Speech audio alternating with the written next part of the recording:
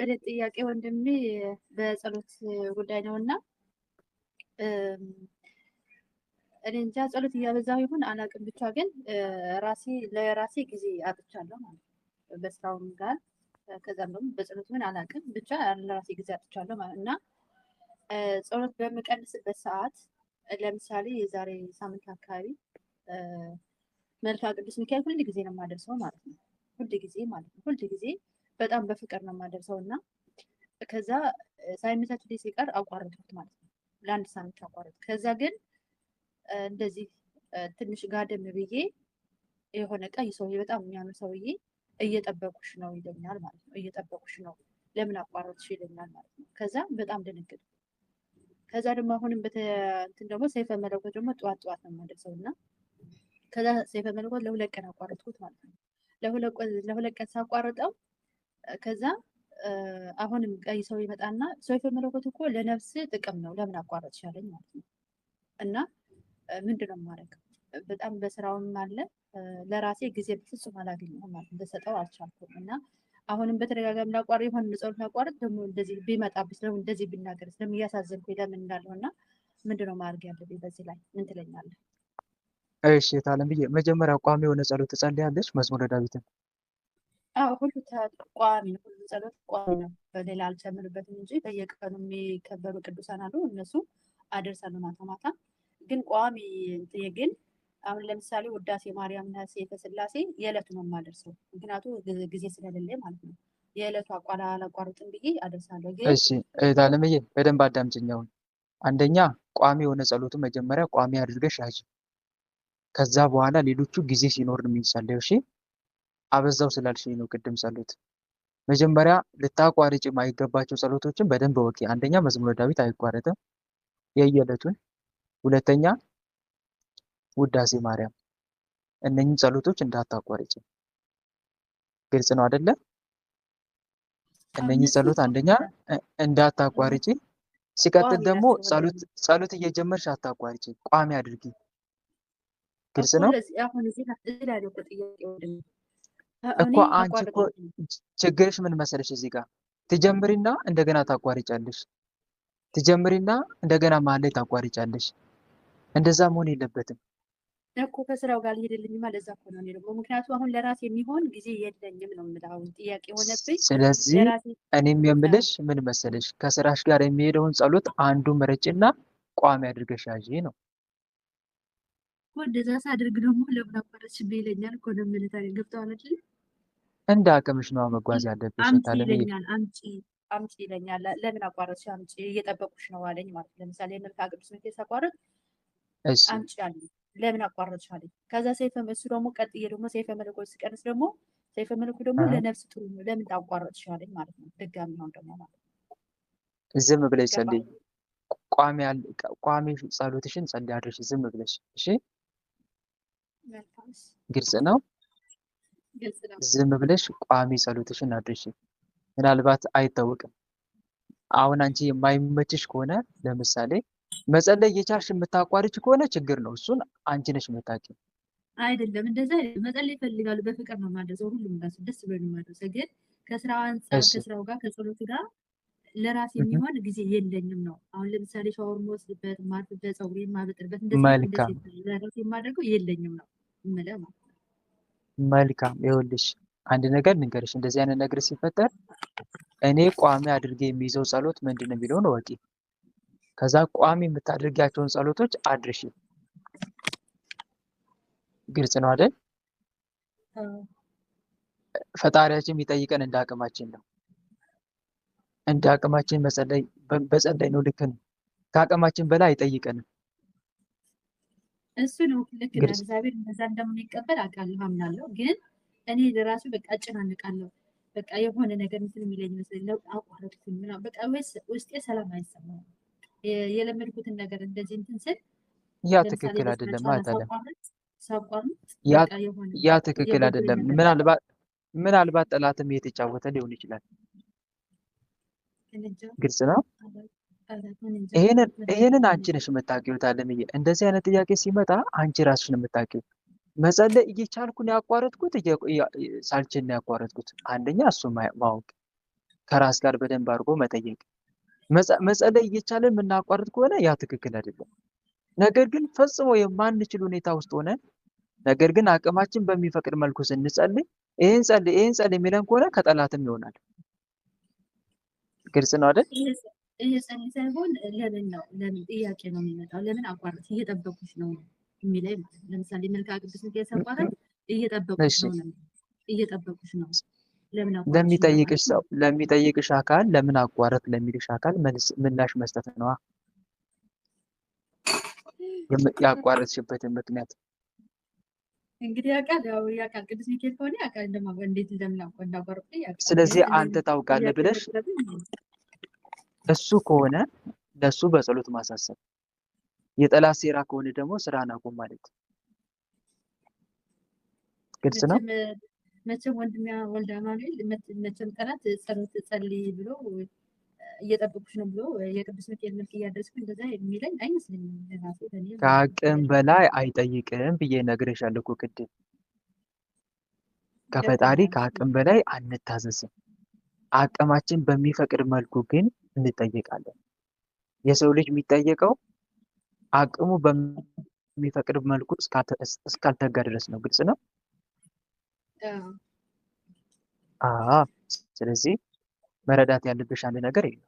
ሌላው ደግሞ መጸለይ የማትችል ሁኔታ ከሆነ ደግሞ አንቺ በዚህ ነገር ላይ ኮንፊውዝ የምትሆኝ ከሆነ በጸሎት ማሳሰብ። ከአጋንንት ሴራ ከሆነ ስራውን እንዲያቆም፣ ከእግዚአብሔር ከሆነ ደግሞ ወይም ከፈጣሪ ወይም ከሊቀ መላእክት ከቅዱስ ሚካኤል የሆነ ከሆነ ደግሞ ያንን በጸሎት ማሳሰብ። ግልጽ ነው። መልካም። እሺ ሌላ ጥያቄ? ተክለ ማርያም ወንድማችን አስገባኝ። እሺ ግባ። እሺ ወንድማችን ቃለ ሕይወት ያሰማልን። በጣም ነው የማመሰግነው ስላስገባኸኝ። የእኔ ጥያቄ ወንድማችን በጾም ዙሪያ ነው። ልክ የዛሬ ዓመት እንደዚሁ ጠይቄህ ነበረ፣ ግን ከአሁን ፊት ግን ምንም ነገር ጾም ምናምን አልጾምም ነበረ። ዝም ብዬ አብሮ ዝም ብዬ ያገኘሁት መብላት ነበር ስጋውንም ሆኖ። አሁን ግን መጾም ስጀምር ልክ የዛሬ ዓመት በዚህ ሰዓት መጾም ስጀምር ጎሬ ድርቅ እያለ ከአፌ ስጋ ነበር እየተቆረጠ የሚወጣው ማለት ነው ከጎሬ ውስጥ። አሁን ደግሞ ልክ የምጾመው እስከ 5 ሰዓት ነበር የምጾመው እና ለምን ነው እስከ 5 ሰዓት የምጾመው ብዬ እስከ 7 ሰዓት አደረኩት። ከዛ አንዳንድ ትምህርት ደግሞ ሲያስተምሩ ምናምን ትሰማ ለምን ነው ሴቶቹ እዚህ ማህበር ላይ እየጾሙ እኔ ለምንድን ነው ውሎዬን የማጾመው ብዬ እስከ 12 ሰዓት ሳረገው ልክ ከዛ ማታ ልክ ማህበር ላይ ተኝቼ ልክ በተኛሁበት ላይ እግሬን ልክ የዛሬ ዓመት እንዳመመኝ እግሬን ታሞ አገኘሁት ማለት ነው። አይ ቅዳሜና እሑድ ሳልሰገዱ አሁን ዛሬ ሰኞ ስለሆነ ብዙ ስለሰገዱ እስራት ብዙ ነው ምናምን ብዬ ሳስብ ወደዛው ደግሞ በማግስቱ ደግሞ በዛው ላይ ደግሞ ወገቤን ደግሞ ያዘኝ ደግሞ ይሄን ጥያቄ አሁን ወገቤንና እግሬን ይዞኛል። ጾም በምጾምበት ሰዓት ስጾም በጣም ነው የሚያመኝ። ደግሞ ጾም ደግሞ ጾሙ ሊፈታ 4 ቀን 5 ቀን ሲቀረው ጾሙን ያሽረኛል እበላለሁ። እኔ እንደዚህ ሰውነቴ እየተጎዳ እንደዚህ ደሜ እያለቀ ብዬ ትናንትና ታስተምር ሰምቼ ራሱ በቃ ለካጆ የሚያስለኝ ምናምን እያልኩ ነበር። እና በምጾምበት ሰዓት በጣም ነው የምታመመው። በቃ ጾም በጣም እየከበደኝ ነው ያለውና ምን ላድርግ? ጾም እየከበደኝ ሳይሆን በምጾምበት ሰዓት እታመማለሁ። በጣም ነው የምታመመው። እሺ እና ምን ላድርግ? ጾሙን ታበዛበት ደግሞ መቅጣት መቁጠሪያ አለ ካለ እጅ ላይ መቁጠሪያ አለ እጅ ላይ። ስለዚህ በጾም ሰዓት ስጾም የምትፈታተነኝ ክፉ መንፈስ ስራን አቁም እያልክ መቅጣት። እግሬን ያሳመኛል። ሌላ ምንድን ነው የሚያደርግህ? እግሬን ነበር መጀመሪያ ያዘኝ አንድ ቀለታ። አይ ንፍፊት ነው ምናምን ወይ ደግሞ እስትራብ ነው ሰኞና እሑድና ቅዳሜን አብዝቼ ስላልሰገዱ ዛሬ ሰኞ ነው ምናምን ብዬ ከባለቤቴ ጋር እንደዛ ብለን ተመካክረን በማግስቱ ደግሞ በተኛሁበት ላይ ወገቤን ደግሞ ያዘኝ። ወገቤን አመመኝ። ስለዚህ መቁጠሪያ አለ ካለ እጅ ላይ መቁጠሪያ አለ አይደል? እጅ ላይ የሊቀ መላእክት የቅዱስ ገብርኤልን መልኩን ታደርስና መንፈሱን ተነስ ስጾም እየጠበቅ እግሬን ጉልበቴን የምትይዝ ክፉ መንፈስ በሊቀ መልአክ በቅዱስ ገብርኤል ስም ተነስ ብለህ ማስነሳት። መጀመሪያ ቅዱስ ገብርኤልን ተማጽነህ ይነሳል። በእምነት ከቀጠቀጥከው ግልጽ ነው። እሱ ነው መፍትሄው። ዞሮ ዞሮ ለምን ጾምክ ነው፣ እንደምን ትጾማለህ ነው። ምክንያቱም ስትጾም ደስ ስለማይለው ስራውን ስለሚያፈርስበት ያንተ ጾም፣ ያንተ ጸሎት፣ ያንተ ስግደት ከዛ አንጻር ነው። ስለዚህ በደንብ አድርገህ መጾምን፣ መጸለይ፣ መስገድን እንዳታቋርጥ ቀጥልበት። ብትችል እየጨመርክ ሂድ። ከዚህ በተረፈ ግን እንደዚህ አይነት ተጓዳኝ የሆነ ህመም ሲያመጣብህ መንፈሱን ማስነሳት። መልክ ታደርሳለህ፣ መንፈሱን ተነስ እያልክ ትቀጠቅጠዋለህ ማለት ነው። የሊቀ መልአክ የቅዱስ ገብርኤልን ወይም ደግሞ አንተ ፍቅር የሚያድለውን መልአክ መልኩን ወይም ድርሳኑን እያደረስክ ማለት ነው። ያንን ማድረግ ነው። እሺ ሌላ ጥያቄ? እሺ ወንድማችን ያልጠይቅ። እሺ ትትና ግን እኔ ልጠይቅ ማንም ብዬ ላስገባውን እኔ ስትይ ንገረኝ እስቲ። ወለተ ሰማዕት ትትና ወለተ ሰማዕት እንደዛ ማለት ነበረብሽ። እኔ ሳይሆን ወለተ ሰማዕት እኔ ልግባ ማለት ነበረብሽ። ታቲ ለማንኛውም ይቅርታ። እሺ ወንድማችን የኔ ጥያቄ ምንድነው? ከንፈሬ ይደማል ማለት ነው። ከንፈሬ በቀን ነው የሚደማው ማለት ነው። ከዛ ደግሞ ጆሮዬ እንዳለ በቃ የሆነ ጆሮዬ ምንም የሆነ እሳት ነገር እሳት በቃ የጸሎት ውሃ እያደረስኩ ውዳሴ ማርያምን የዘወትርን እንደዚህ ጸሎት አድርጌ አረግበታለሁ ማለት ነው ጆሮዬ ውስጥ። ከዛ ደግሞ ጀርባዬ በጣም ነው የሚቃጠለው ማለት ነው። ጀርባዬን በጣም ያቃጥለኛል። ይሄ ከምን የመጣ ነው? ጀርባ ዛር ነው የሚቀመጠው። ብዙም ጊዜ ጀርባ ላይ ዛር ነው። የዛር መንፈስ በመቁጠሪያ ስንቀጠቅጠው ጀርባን የመብላት የማሳከክ የማቃጠል ምልክት ያመጣል። ስለዚህ ዛር አለ ማለት ነው። ብዙውን ጊዜ በተለይ በመቁጠሪያ ስንቀጠቅጠው እንደዚህ አይነት ምልክት ያሳያል። ጀርባና ወገብ። ሌላው ደግሞ ከንፈሬን ያደማል። እሱ ደም የለመዱ መናፍስቶች ናቸው። ዛሩ ነው ደም የለመዱ እንደዚህ ከንፈር ያደማሉ። በተለይ የራይሉ የደም መንፈስ፣ ቡዳ እንዲሁም ደግሞ የአሕዛብ መንፈስ። ሊፕስቲክ ትቀቢ ነበር እንዴ ከዚህ በፊት? በፊት ጊዜው በዛ የአሕዛብ መንፈስ ይገባሉ። ሊፕስቲክ በተለይ ሴቶች ስትቀቡ ኩል ስትኳኳሉ አይናችሁን ነው የምታስበሉት በቡዳ። ኩል የምትቀቡ አይናችሁን በቡዳ ታስበላላችሁ። ከዛ በኋላ ጸሎት ምናምን ወደ ጸሎት ህይወት ስትገቡ አይናችሁን የማቃጠል የማሳከክ የመብላት ምልክት ይጀምራል። ከንፈር ደግሞ ኩል የምትቀቡ ከሆነ ማን ነው ሊፕስቲክ የምትቀቡ ከሆነ የአሕዛብ መንፈስ በዛ ይገባል፣ ቡዳም ይገባል። እንደገና ደግሞ የዛር መናፍስቶችም ካሉ ከንፈር በማድማት የደም ግብር ለማግኘት ይሞክራሉ። በዚህ ምክንያት ነው እንግዲህ። ስለዚህ ከንፈርሽ የሚደማ ከሆነ ቅባ ቅዱስ ተቀቢ። ተነስ በመድኃኒዓለም ስም ከንፈር የምታደማ የምታቆስል እያልሽ ቅባ ቅዱስ ተቀቢ። ጀርባን ደግሞ መቀጥቀጥ ነው። በመቁጠሪያውንም ቀጥቅጩ። ተነስ በመድኃኒዓለም ስም እያልሽ መቀጥቀጥ፣ እንደገና ደግሞ መስገድ፣ በስግደት መጠንከር ነው ያለብሽ። ግልጽ ነው። ያንን አድርጊ። እሺ ወንድማችን ጸሎት ያሰማል። አሜን። ሌላ ጥያቄ? ወለተ ማርያም ቀጥይ። እሺ ቃለ ሕይወትን ቃለ በረከትን ያሰማልን። እኔ የምጠይቅህ ሀገራችን ላይ ቤተክርስቲያን መምህር ተቀጥሯል ማለት ነው እና መምህር ተቀጥሯል። ያ መምህር ቤተክርስቲያን አይኖርም። ያው አንዳንድ ሄዶ ያገለግላል፣ ግን ደግሞ ሁሌ ደግሞ አይሄድም እና ደግሞ በረድ አቆማለሁ፣ በረድ እኔ እህል አላስመታም ተብሎ እህሉ ለማን ነው የሚገባው? እንዳለ የሀገሩ እህል ለሱ ነው፣ ቤቱ ነው የሚቀመጥለት ማለት ነው። እና ለምንድን ነው ይሄ የሚሰጠው ብዬ እኔ አሁን ሳስበው በረድ ስለሚያስቆምላቸው ነው። ያ ቤተክርስቲያን እኛ ከደሞዛችን አስራት በኩራት እንደምናመጣው እንደምንሰጠው ሁሉ ለቤተክርስቲያን ነው ገቢ መሆን የነበረበት ብዬ አስበው። ምን ያስቆምላቸዋል? ግን ምን ስለሚያስቆምላቸው? ምን ስለሚያስቆምላቸው? ወጣ ጭራሽ ምን የሚያስቆምላቸው ነው ያለችው? በር ነው ብር ነው ያለችው። በረት ታውቃለህ? ብረት በረድ ያኔ ምንድነው?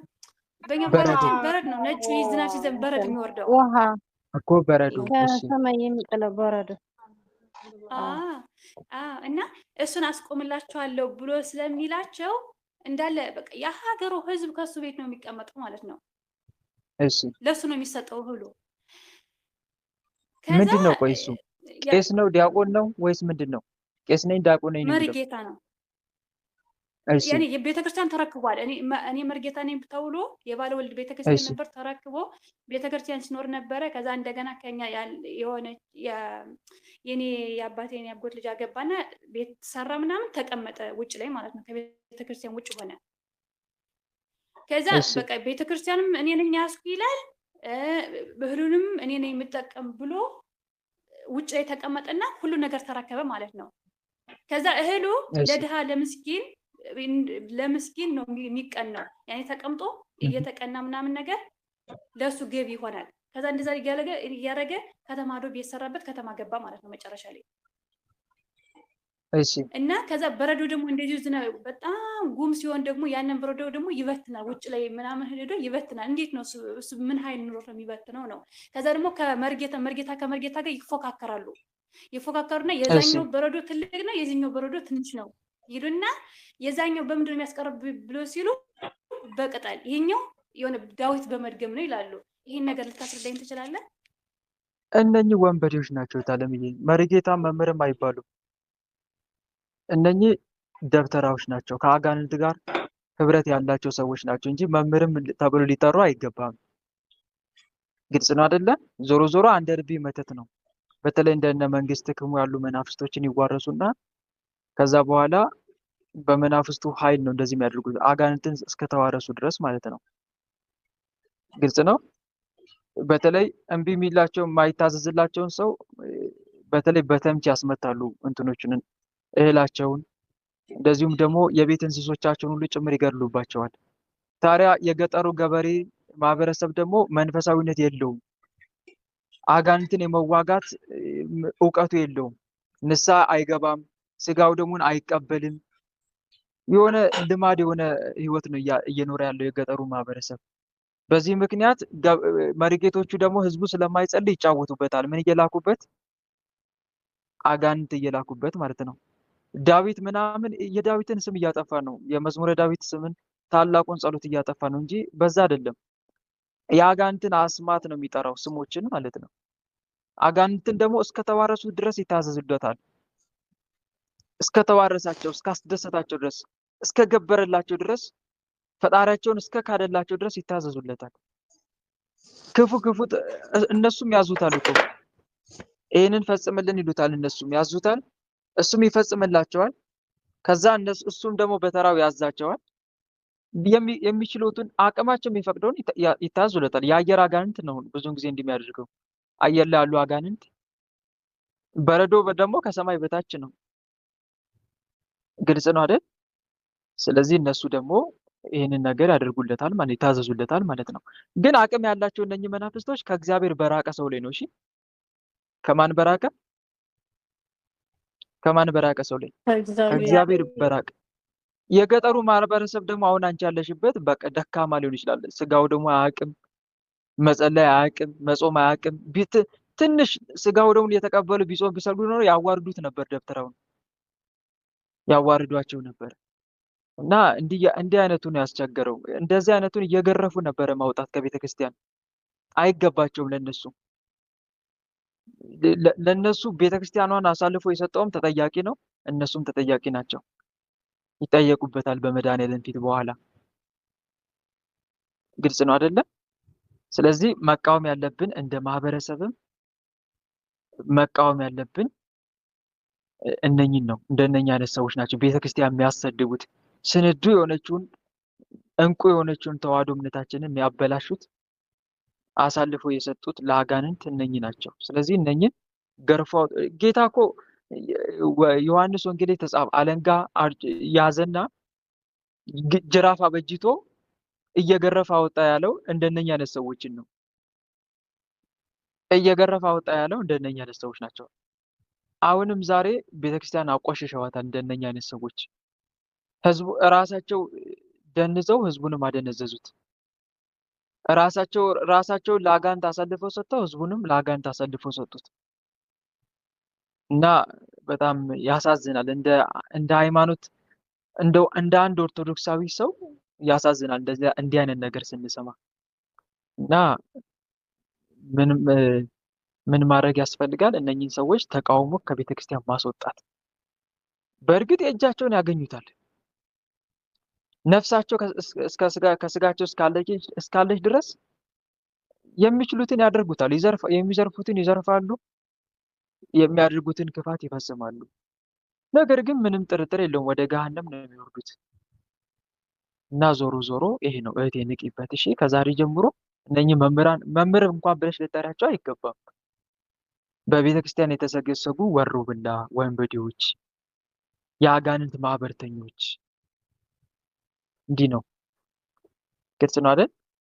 ይሄን ይመስላል እህቴ። አሁን እኮ እግዚአብሔር አመርቶ ከተማ ምናምን ነገር ወጦ ከተማ ሄደ ማለት ነው። ከዛ ከተማ ሄዶ ሌላ ቅዱስ ሚካኤል ቤተክርስቲያን የሚባል ከዛ እያገለገለ እያለ ደግሞ ምን ሆነ? የቀበሌ አስተዳደር ነኝ ብሎ ተሹሞ ከነጭራሽ መንግስት እየፈለገውን ተደብቆናል ምናምን የሚባል ወሬ ሰማሁኝ ማለት ነው። መጨረሻ ላይ እግዚአብሔር ይመስገን እዛ ቤተክርስቲያን ለቋል። ግን እሱ ከገባ በኋላ ምን ሆነ መሰለ? አማቹ ታንቆ ሞተ። እንደገና ሰው እንዳለ የሚስቱ ወንድሞች ፈዛዛ ነገር አንዱ የሚስቱ እህት እንደዚህ በጸበል ፈዛዛ ናት። በጸበል ዙራ መጨረሻ ላይ ጸበል ላይ ሞተች ማለት ነው። አሁን እንዳለ ቤቱ ፈዛዛ በቃ ፍዝዝ ያለ ነገር ስነካቸው ብቻ የሚሉ ነው እንጂ ምን ደህና የነቃ ቤተሰብ የለም ማለት ነው። እንደገና አማቹ እንደነገርኩ ታንቆ ሞተ። ይሄ ነገር ማለት ከሱ ጋር ይገናኛል? በደንብ ነው የሚገናኘው። በነገራችን ላይ አጋንንቱ እኮ የተዋረሰው መንፈስ እኮ እሱን ብቻ አይደለም ያጠቃው፣ የሱ የሆኑትንም ሰዎች ሁሉ ያጠቃቸዋል። በዙሪያው የሱ የሆኑትን ወገኖችን ብቻ አይደለም፣ በዙሪያው ያሉትን የአካባቢ ሰዎችንም ያጠቃል። አንድ መልካም ሰው፣ አንድ ጻድቅ ሰው አንድ አካባቢ ቢኖር፣ አንድ ጻድቅ ሰው ከአንድ ቤተሰብ ቢነሳ የጻድቁ በረከት ለቤተሰቡ አይተርፍም? ለወገን ዘመዱ አይተርፍም? ንገረኝ እስቲ። ይተርፋል አይተርፍም? ይተርፋል ወንድም፣ ይተርፋል። የአንድ ጻድቅ ቢነሳ ከአንድ ዘመድ ከአንድ ቤተሰብ የሱ ቅድስና የሱ በረከት ለወገን ዘመዱ ይተርፋል፣ ለቤተሰቡ ይተርፋል፣ ለአካባቢው ማህበረሰብም ጭምር፣ ከአካባቢው ማህበረሰብ አልፎ ለሀገርም ጭምር ይተርፋል። የአንድ ጻድቅ በረከት ለአንድ ጻድቅ የወረደው ጸጋ መንፈስ ቅዱስ ለሌላውም ይተርፋል። ለምሳሌ አባ ሚልኪ ቁልዝማዊ በሱ ጸሎት የሮም ሀገር ትጠበቅ ነበር። እሱ ባለበት ጊዜ እግዚአብሔር በሱ ጸሎት የሮም ሀገርን ሕዝብ ይጠብቃት ነበር። አንድ ታላቅ የህንድ ባህታዊም ነበር። በሱ ጸሎት እግዚአብሔር ዝናምን ያዘንም ነበር፣ ዓለምንም ይባርካት ነበር። አባ ጳውሊ ማየት ይቻላል። በአባ ጳውሊ ጸሎትም ልክ እንዲሁ ዓለም ትጠበቅ ነበር። ልክ ይሄ ነው። በዚሁም አጋንንትን የተዋረሰ ሰው ከራሱ አልፎ የቤተሰቡን የወገን ዘመዱን ነፍስ ያጠፋል ወይም ይጎዳል። በተለይ ማይጸልዩ ማይሰግዱ ከሆነ አጋንንቱ ይሰለጥንባቸዋል። ከዛም አልፎ አካባቢውን ሁሉ ያጎሳቁላል። ያ ደብተራ ያ መተተኛ አካባቢውን ራሱ ይጎዳል። ለብዙዎች ከእምነታቸው መፈናቀል እምነታቸው ለመካድ ምክንያት ይሆናል። ለብዙዎች መጎዳት በበሽታ መያዝ ምክንያት ይሆናል። እና ይሄ ነው እህቴ፣ ዞሮ ዞሮ ይጎዳል። በደንብ ነው የሚጎዳው። እሱም አሟሟቱም የከፋ ነው የሚሆነው።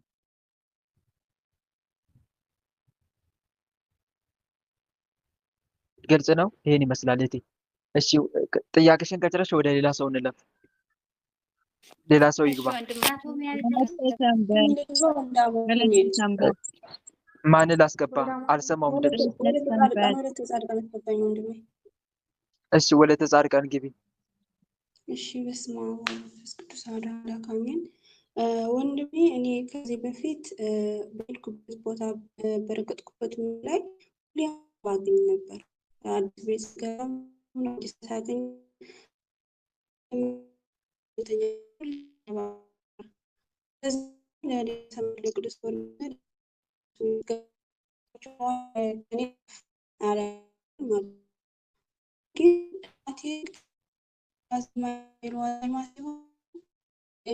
ቅዱስ እባብ ቢያንስ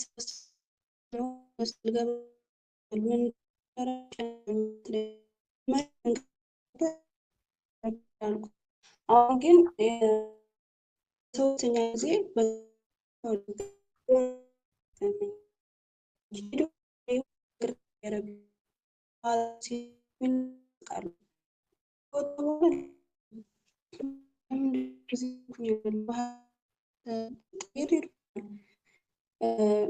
በሬል ዋዜማ ሰው ሁላችን ቤተሰብ ችግር ይነሳ እህቴና እናቴ ይጣላሉ። ወይም ደግሞ ቤተሰብ ስደውል ተነጫነጭ እንደዚህ ተሳድቤ ገደል በቃ እንደዛ ነው የምወጣው። ለምን እንደሆነ ግን አላውቅም። የነገር ከመንፈሱ ይታያል። ዞሮ ዞሮ በደንብ ነው የሚያያዘው። አለም ዛር ነው እንደዛ የሚያደርገው ዛር ነው። በእባብ እየተመሰለ የሚገለጠው ያው ገብሩኝ ነው፣ አስታውሱኝ ነው። ግልጽ ነው። አስታውሱኝ። ብዙ ጊዜ አንድ ሰው እባብ የሚያገኝ ከሆነ በየቦታው በሄደበት ቦታ ሁሉ እባብ የሚገጥመው ከሆነ ዛር ነው። ያው ዞሮ ዞሮ አስታውሰኝ ነው፣ ገብረኝ ነው። ወይ ከእናት ከአባት የመጣው አለው፣ ከአያት ከቅድመ አያት የመጣው አለው ነው። ገብረኝ ነው አንድ እባብ ማለት ነው። አንዱ ይሄ ነው። አንድም ምቀኛ ነው። ምቀኛ ማለት ተንኮለኛ አይደለ? እባብ ተንኮል አይደለ? እባብ በምድር ካሉት ሁሉ አውሬ ተንኮለኛ ነው ይላል አይደል መጽሐፍ ቅዱስ። እና በተለይ በእንደዚህ አይነት ነገር ምቀኛ ወይም የምቀኛ መተት በየሄደችበት እንዳልፍላት በየሄደበት እንዳልፍለት ተብሎ የሚላክ የሚታደስ ካለ እሱም ልክ እንደዚሁ እየተመሰለ ሊገለጽ ይችላል። ግን በዋናነት በብዛት ዛር ነው። ግልጽ ነው። እና መቃወም ነው መንፈሱ። እንዳይታይ እኮ ማዘዝ ይቻላል። መልክ ጸለየሽ ዛር ከሆነ በብዛት በተለይ ሊቀ መላእክት ቅዱስ ገብርኤል ይበቀላል የዛር መናፍስትን። መልካ ቅዱስ ገብርኤልን ጸለየሽ ሊቀ መላእክት ቅዱስ ገብርኤል ሆይ በእባብ እየተመሰለ ከፊት የሚገለጠውን ክፉ መንፈስ ያዝልኝ፣ ስራውን አስቆምልኝ፣ ከህይወቴ ያስወጣልኝ እያልን የምንቀጠቅጠው ማን ነው? ምንማጸንና መንፈሱን የምንቀጠቅጠው ምንገስጸው ከሆነ ያቆማል እኮ። ግን ዞሮ ዞሮ አስታውሱኝ ነው፣ ገብሩኝ ነው።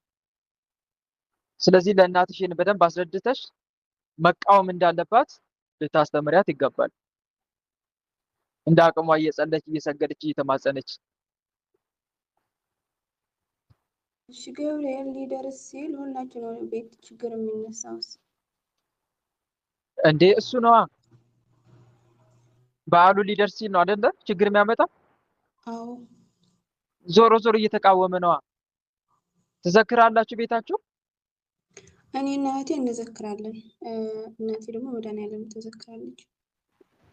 ስለዚህ አትዘክሩ ነዋ።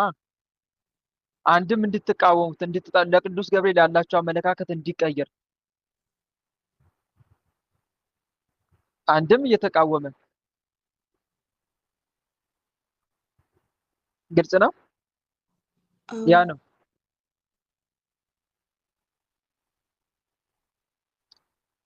እና አንቺ ደግሞ ማድረግ ያለብሽ የሊቀ መላእክት የቅዱስ ገብርኤልን እርዳታ ጠይቂ።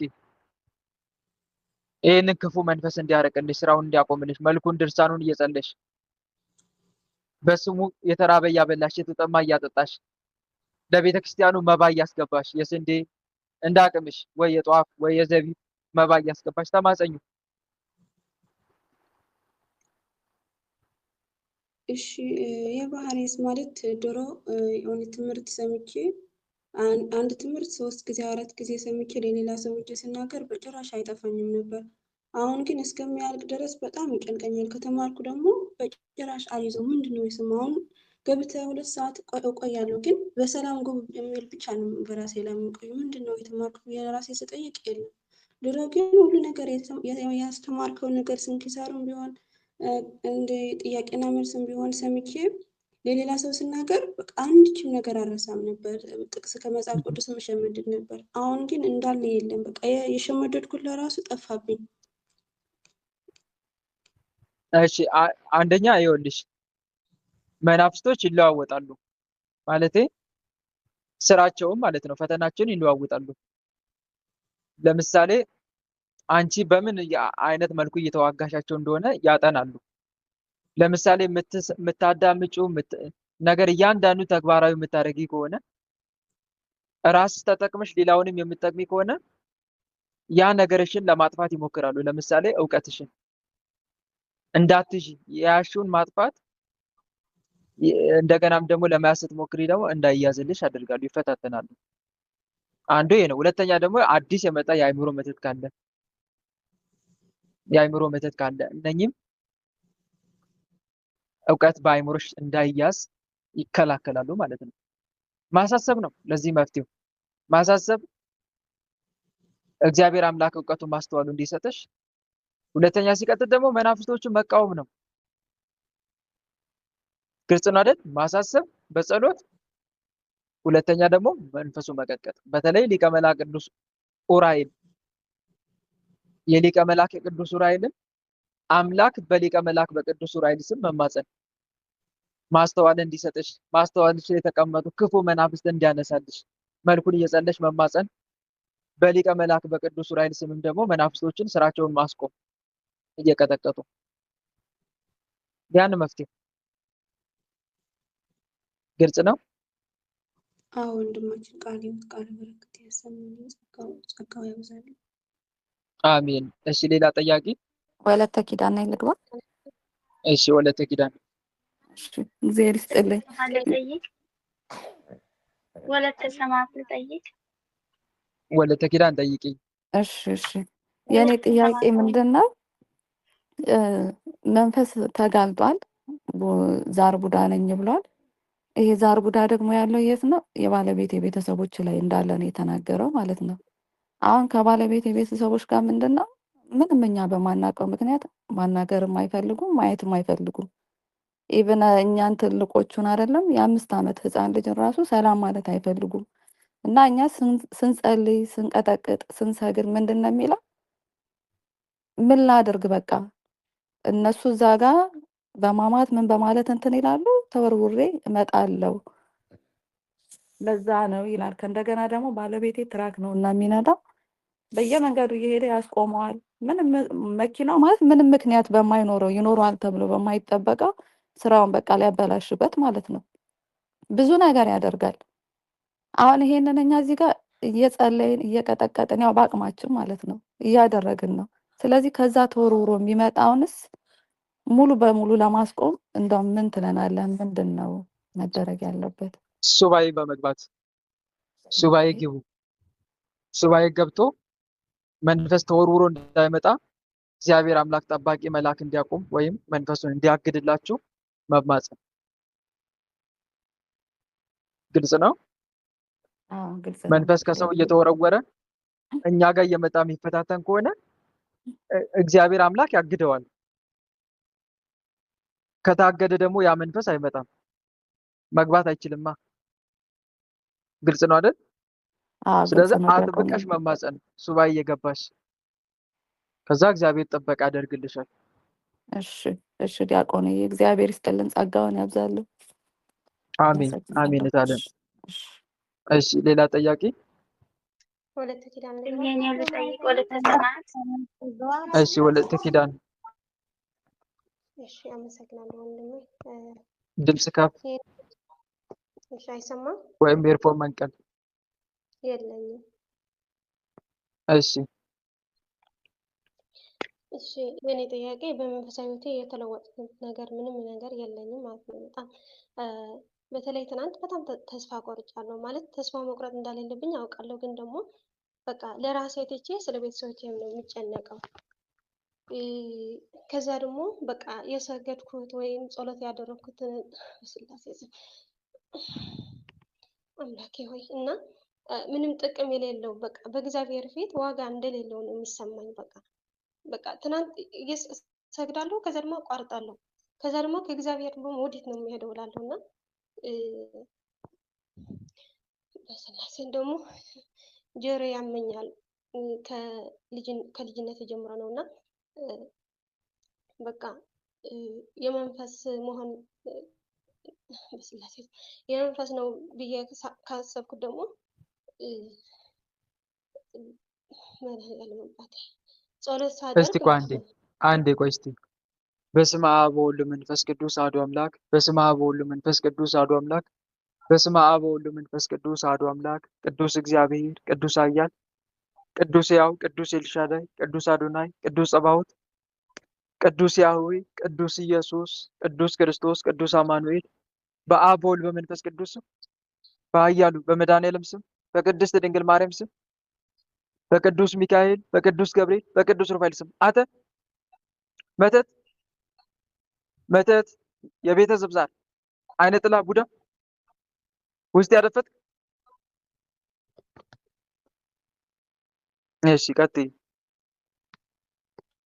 እሺ እና ደግሞ በቃ በጣም የሚያስጨንቀኝ ነገር ምንድን ነው? በቃ እግዚአብሔር አያውቅሽም፣ እንደዚህ ነው የሚለው። በቃ እግዚአብሔር አያውቅሽም፣ ዝም ብለሽ ነው የምትለፊው፣ መጨረሻ የኔ ነሽ። መጨረሻ ላይ ንስሐ ሳትገቢ ነው የምትሞቺው።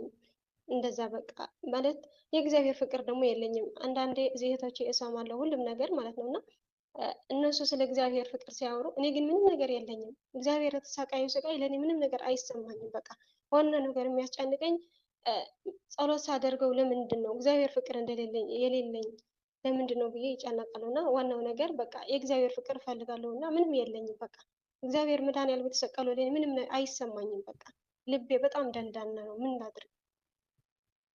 መልካም አዋዋለሽ አንደኛ ይወስነዋል። ሁለተኛ ደግሞ መንፈሳዊነትሽ ራሱ እኮ ታለምዬ እያቋረጥሽ እየወጣሽ ነው አይደለም?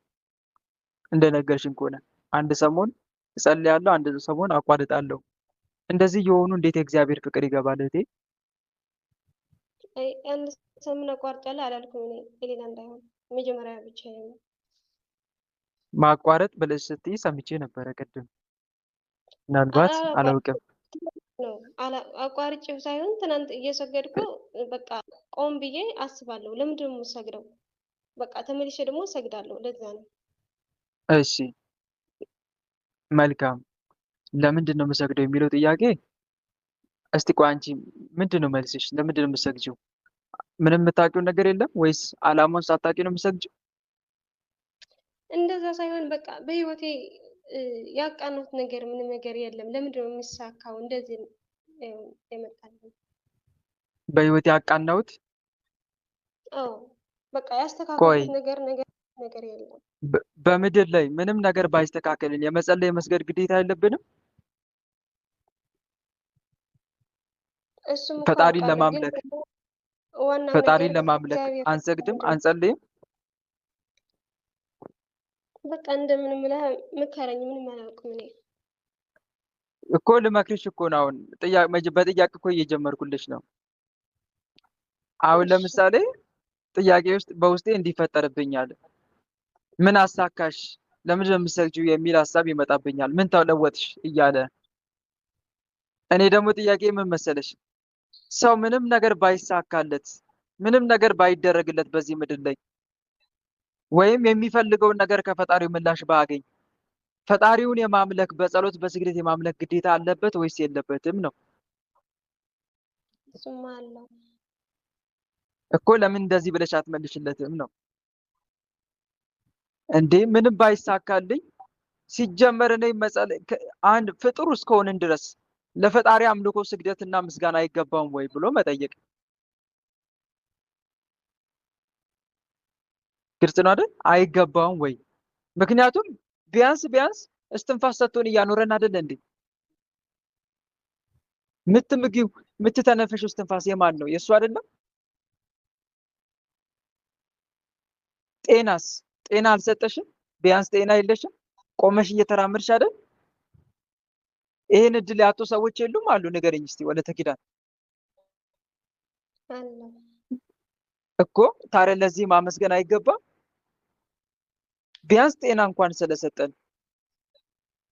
ምን በላውን ምን ናሳጣውን አላሳጣንም። አተሻል ምትበዩ ምጠጪውን የዕለት ጉርስ ወንድም ይመስገን ሁሉም ነገር ሁሉልኝ። ግን ደግሞ ትናንት ነው በቃ አስጨንቆኝ ነው። ምን እኔ ሳልፈልግ ነው በቃ ማማረው አልፈልግም። እግዚአብሔር ለኔ የሰጠኝ ሁሉም ይስጠውና ግን በቃ እኔ እንጃ ሳልፈልግ ነው። ይቅርታ ገብቶኛል እኮ ሳትፈልጊ እንደሆነ። ነገር ግን አንቺ በውስጥሽ ለሚመላለሰው ምላሽ የምትመልሺውን እኮ ነው እየነገርኩሽ ያለሁት። እንደዚህ ብለሽ መመለስ አለብሽ ነው።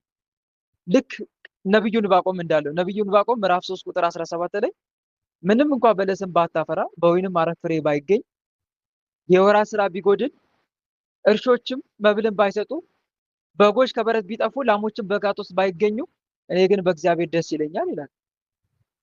በመድኃኒቴም አምላክ ሐሴት አደርጋለሁ እያመለኩት።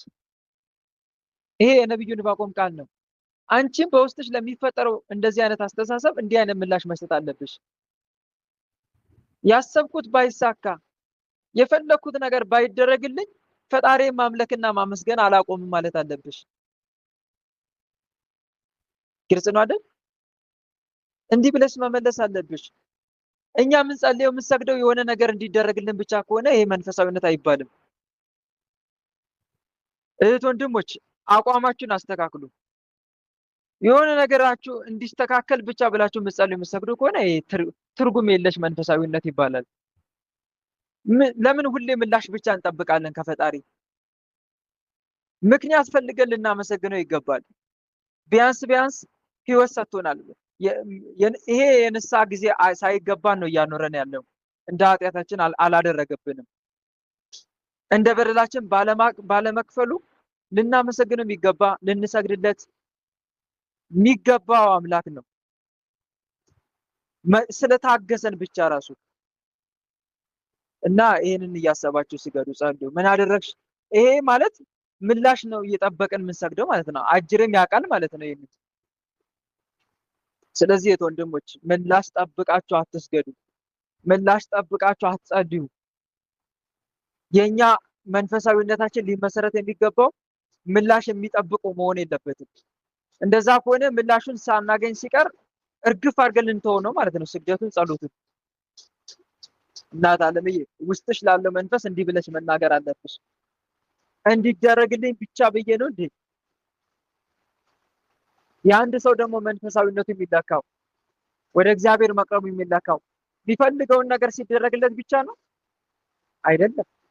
ዝናብ እየዘነበ ስለሆነ ምናልባት የእናንተን ድምፅ ላልሰማ እችላለሁ፣ ግን በቻልኩት መጠን ያዳመጡ ለመመለስ ሞክራለሁ።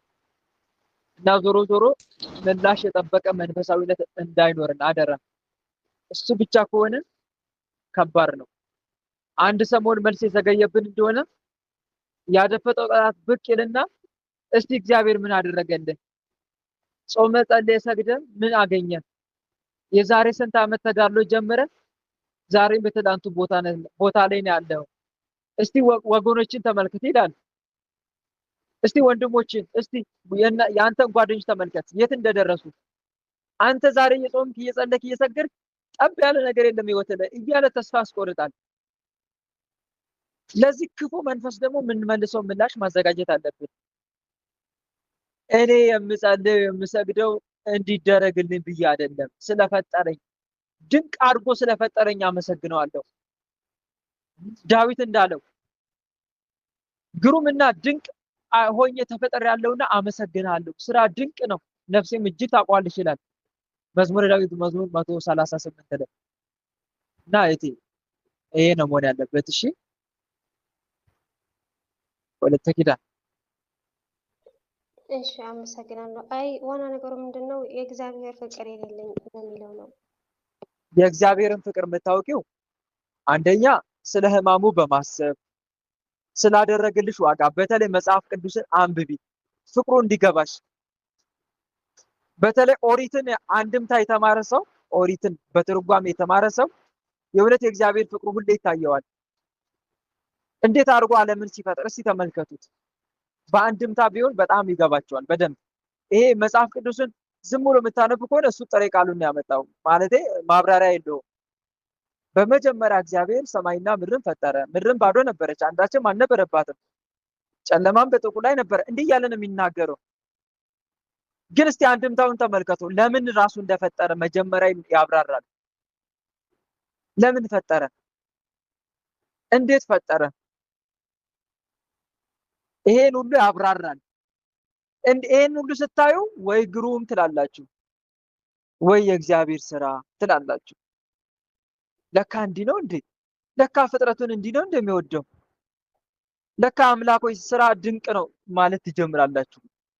በእጁ ስራ ምን ይላል ዳዊት ራሱ መዝሙር 77 ላይ ምን ይላል? ሕዝቤ ሆይ ሕጌን አድምጡ፣ ጆሮአችሁንም ወደ አፌ ቃል አዘንብሉ። አፌን በምሳሌ ከፍታለሁ፣ ከቀድሞ ጀምሮ ያለውንም ተምሳሌት እናገራለሁ። የሰማነውንና ያወቅነውን አባቶቻችን የነገሩንን ለሚመጣ ትውልድ ከልጆቻቸው አልሰወሩም። የእግዚአብሔርን ምስጋና ኃይሉን ያደረገውንም ተአምራት ተናገሩ እያለ ያብራራል። ከጥንት ጀምሮ የነበረ ስራን አስታውሳለሁ ይላል ደግሞ መዝሙር 76 ላይ በምግባርም ሁሉ እናገራለሁ፣ በስራም ሁሉ እጫወታለሁ፣ የቀደመ ተአምራትን አስታውሳለሁ ይላል። እሱን ማስታወስ እንዴት አድርጎ ዓለማትን እንደፈጠረ በእውነት ይደንቃል እኮ። ይገርማል እንዴት አድርጎ ሰውን ለሰው ብሎ ያደረገውን እንክብካቤ። እዛ ይሄን ሁሉ የምትመለከቱት ኦሪት ላይ ነው፣ አንድምታ ላይ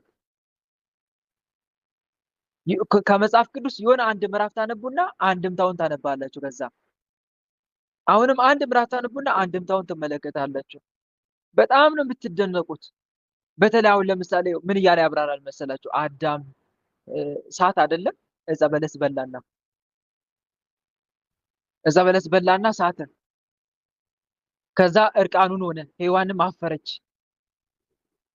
እባብ አስበላቸውና በቀኝና በግራ እጅ አስይዞ አንቺ እየጎረሽ አዳምን አጉርሺው አላት። እሷ እየጎረሰች አዳምን አጎረሰች። እንዳያመልጡኝ ብሎ እኮ ነው። ሔዋን አሁን በልታ ብጨርስ ኖሮ ጸጋዋ ይገፈፋል። ከዛ አዳሜን አይቶ ያመልጠኛል ብሎ እኮ ነው ተንኮሉ። አንቺ በቀኝ እጅሽ የበላሽ ለሱ ደግሞ በግራ እጅ አጉርሽ፣ ተጎራርሱ አላት። መጎራረስ ጀመሩ። ሁለቱም እኩል ጸጋቸው ተገፈፈ። እርቃናቸው መሆኑን አወቁና ተፋፈሩ። ከዛ በኋላ ተሸሸጉ። እባብ የስራውን ሰርቶ ዞር አለ። በመሸ ጊዜ ከዛ እግዚአብሔር ድምፁን ማመላለስ ጀመረ በገነት ውስጥ በሰኮና በዚህ ድምፅ እያመጣ በሰው ሰኮና ድምፅ አዳም አዳም እያለ መጣ። ለምን መጣ ብሎ ደግሞ ይሄን የሚያብራራው አንድምታ ላይ ነው። ለምን የሰው ድምፅ እያሰማ መጣ? ለምን ወዴት ነው እያለ መጣ? ምን ማለቱ ነው እያለ ያብራራል አንድ በአንድ። በጣም ነው የሚደንቀው። ከምን አንጻር ለምን በሰው ድምፅ አምሳል መጣ? ወዴት ነው ሲለው ምን ማለቱ ነው እያለ አንድም እያለ ያብራራል። በጣም ትደነቃላችሁ ምን ያክል ሰውን እየተንከባከበው እንደሆነ። ጨርሶ ስላልተጣላው ነው እያለ ያብራራል። ድምፅ እያሰማ የመጣው ጨርሼ አልተጣላውክም ማለቱ ነው ይላል። ሳጥናኤል ሲወድቅ አላሰማውም ነበረ። ብርሃን ይሁን አለ፣ ሳጥናኤል ወደቀ። አንድም ርስቱን ደግሞ ለአዳም ሰጣበት። ለምን ለአዳም እንደዚህ አላደረገም? ጨርሶ ስላልተጣላው። ወዴት ነው ሲል ምን ማለቱ ነው? በክብር ነው ያለው ወይስ ከክብር በታች? አንድም እባቡ የነገረህ ነገር ሆነልክ ወይስ አልሆነልክም? እንዲህ ያለ ያብራራል። በዚህ መሀል የማንን ፍቅር ታገኛላችሁ? መልሱልኝ። የማን ፍቅር ይገኛል? የማን ፍቅር? የመድኃኒዓለም ፍቅር። ምን ያክል ተንከባክቦናል ትላላችሁ? አይናችሁን ቀና ታደርጉና ክብርና ምስጋና ለአንተ ይሁን ትላላችሁ። በመሀል ጌታ ሆይ ይሄን ያክል ለካ ተንከባክበናል፣ ይሄን ያክል ለካ ፍቅርን አሳይተናል። ታዲያ የኛ ምላሽ ኃጢአት መሆን የለበትም ነበር እያላችሁ ራሳችሁን መውቀስ ትጀምራላችሁ። እንዴት ነው የተከባከብከው? ዳዊት እኮ ደነቀው በጣም። ዳዊት ቢደንቀው መዝሙር 8 ላይ ምን አለ? አቤቱ ታስበው ዘንድ ሰው ምንድን ነው አለ። ትጎበኘውም ዘንድ የሰው ልጅ ምንድን ነው? አረ ትጎበኘው ዘንድ የሰው ልጅ ምንድን ነው? ይህን ያክል ትንከባከበው ዘንድ የሰው ልጅ ምንድን ነው? ምን ቁም ነገር ነው? ከዛ ይቀጥላል። በክብርና በምስጋና ዘውድ ከለልከው፣ በእጆች ስራ ሁሉ ላይ ሾምከው፣ ላሞችን በጎችን ሁሉ አስገዛህለት፣ የሰማይ ወፎችን የምድረ በዳ አሶችን የባህር አሶችን ሁሉ ነገር አስገዛህለት። አረ ሰው ምንድን ነው? ይህን ያክል የምትንከባከበው ምንድን ነው ሰው? ያ ሁሉ አድርገህ ስታበቃ ደግሞ ከዳክ፣ የማይገባውን ሽቶ ከዳክ። እንደ ካደኝ ይቅር ማለት እየቻልክ ለምን እንደ ከዳኝ ይቅር ብለህ አልተውከውም? ይባስ ብለህ ደግሞ የእሱን ሰውነት ለብሰህ አከበርከው። አረ ሰው ምን ያክል ወደድከው? የእሱን ሰውነት ለበስክ፣ የአዳም ስጋ ለብሰህ ምን ያክል አከበርከው ሰውን እያለ ይናገራል ዳዊት። እና ይደንቃል። በዚህ መሀል የማንን ፍቅሩን ታገኛለሽ? የአምላክን ፍቅር ታጣጥሚያለሽ። በእውነት እጅግ በጣም ነው የሚደንቅሽ። እኛ ብዙዎቻችን አናነብም። መጽሐፍ ቅዱስ ግን መዝሙር 86 ላይ እግዚአብሔር ለሕዝቡ በውስጧም ለተወለዱት አለቆቿ በመጽሐፍ ይነግራቸዋል ይላል። በምን ይነግራቸዋል? በመጽሐፍ ይነግራቸዋል። ስለዚህ ከመጽሐፍ ተራቁተናል። እኛ ደግሞ የለንም፣ መጽሐፍ አናነብም፣ በደረሰበት አንደርስም መጽሐፍ። ስለዚህ ብናነብ ኖሮ በእውነት የፈጣሪን ፍቅር በደንብ ነው የምናጣጥመው። ዳዊት እግዚአብሔር ቸር እንደሆነ ቅመሱ እዩም የሚለው ቃል ለእኛ ላይ ይፈጸማል።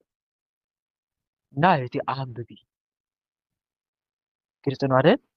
ቅዱሳት መጽሐፍትን ግለጪ። ያኔ የአምላክን ፍቅር ታጣጥሚያለሽ። ጎን ለጎን ደግሞ ጌታዊ ፍቅርን ለግሰኝ፣ ፍቅርን ተጠምቻለሁ። ጌታ እንዲህ ይላል፣ ማንም የተጠማ ቢኖር ጨርሱት እስቲ ዮሐንስ ወንጌል ላይ ማንም የተጠማ ቢኖር ወደ እኔ ይምጣና ይጠጣ። በቃ ወደ እሱ መጠጋት ነው ያለብሽ እህቴ። ጌታዊ ፍቅርን ነፍሴ ተጠምታለች። መዝሙር 62 እየጸለች ተማጸኙ፣ አምላኬ ወደ አንተ ገሰግሳለሁ፣ ነፍሴ አንተን ተጠማች። ስጋዬ አንተን እንዴት ናፈቀች። እንጨትና ውሃ በሌለበት ምድረ በዳ ኃይልንና ክብርን አይል ዘንድ እንዲሁ በመቅደስ ውስጥ ተመለከትኩ እያልሽ ጌታዊ ፍቅርን ተርቤያለሁ፣ ተጠምቻለሁ፣ እባክን በፍቅር አርካኝ፣ ነፍሴ ከፍቅር አትራቆት እያልሽ ከእንባ ጋር ሆነሽ ተማጸኝ። በእውነት በፍቅሩ ያጠግብሻል። ግልጽ ነው። በዚህ ነው የእግዚአብሔርን ፍቅር የምታገኘው። አንደኛ በመጸለይ፣ ሁለተኛ የላክልሽን ደብዳቤ አንብቢ። መጽሐፍ ቅዱስ እኮ ደብዳቤ ነው፣ ከፈጣሪ የመጣ ደብዳቤ ነው። አባ እንጦንስ ልጆቹን ገስጿቸዋል። አንድ ሰሞን ከንጉሥ ቆስጠንጢኖስ ደብዳቤ መጣ። አባታችን፣ አቤት ልጆቼ፣ ደብዳቤ አሉት። የምን ደብዳቤ? ከንጉሥ ቆስጠንጢኖስ ከታላቁ መጣልን ሲሉት፣ እንዴ ልጆቼ ምን ነካችሁ አላቸው። ምነው አባታችን፣ እንዴ በአምላካችሁ ደብዳቤ ይሄን ያክል እኮ ተደስታችሁ አታውቁም አላቸው። ከምድራዊ ንጉሥ ለምድራዊ ንጉሥ ደብዳቤ ሲመጣ ይሄን ያክል ከዘለላችሁ ከንጉሠ ነገሥቱ ከሰማያዊው ንጉሥ ከአምላክ የመጣላቸውን ደብዳቤ አንበባችሁ ለምንድን ነው የማትደሰቱት አለ። አባ እንጦንስ ነው እንደዚህ ያለው። እና እኛም ይኸው እህቴ እሱን ስለማናነብ ነው ከፍቅሩ የተራቆትን አንድም እና አንብቢ እሺ እህቴ። ስናነብ ግን አንድምታ ቆይ ማታ ላይ ለቅላችኋለሁ እሺ። የአንድምታ መጽሐፍ ከየት እንደምታገኙ ለምን አሁን አልለቅላችሁም? እንደውም ለምን ማታ መጠበቅ ነው ደግሞ? ሊንክ ልልቀቅላችሁ። ቆይ ይታያችኋል ከስር። ቆይ ላሳያችሁ። ይታያችኋል ከስር ብሉይን ሐዲስን እየመረጣችሁ የምታነቡበት የብሉይ ኪዳን አንድምታ፣ የሐዲስ ኪዳን አንድምታ ያውን በፒዲኤፍ ከስር ይታያችኋል። ማውጫ የሚል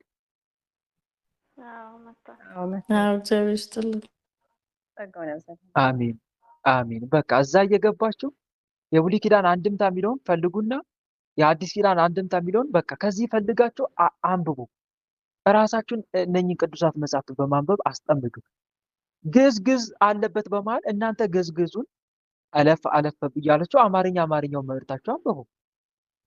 አማርኛውን አሁን ለምሳሌ ምን ይላል መሰላችሁ? ምዕራፍ 1 ይልና በቀዳሚት ገብረ እግዚአብሔር ይልና ይጀምራል። ምን ማለት ነው? በመጀመሪያ እግዚአብሔር ሰማይና ምድርን ፈጠረ ይላል አይደለ? እናንተ ደግሞ መጽሐፍ ቅዱስን ልክ ጎን ለጎን አያይዙትና ስልካችሁ ላይ አለ መጽሐፍ ቅዱስ ላይ ኦሪት ዘፍጥረትን አንድ ስትገልጡ የአንድምታውንም ምዕራፍ 1 ላይ ኦሪት ዘልደት ይላል። ኦሪት ዘልደት ይላል እና ከዛ ጀምራችሁ እሱ በግዕዝ ሲያወራ እናንተ ደግሞ አማርኛውን ሄዳችሁ ትመለከታላችሁ መጽሐፍ ቅዱስ። ከዛ ማብራሪያውን ደግሞ ከአንድምታው ትወስዳላችሁ። በዚህ ማንበብ ትችላላችሁ ማለት ነው። እና እህት ወንድሞች በዚህ መልኩ የእግዚአብሔርን ፍቅር ታገኙበታላችሁ። በእውነት አጠግቡም። አንብባ አንዴ ከጀመራችሁ አጠግቡም። ምን ነው ጊዜ ኖሮኝ ቀኑን ሙሉ እያነበብኩ በዋልኩበት ትላላችሁ አንዳንዴ።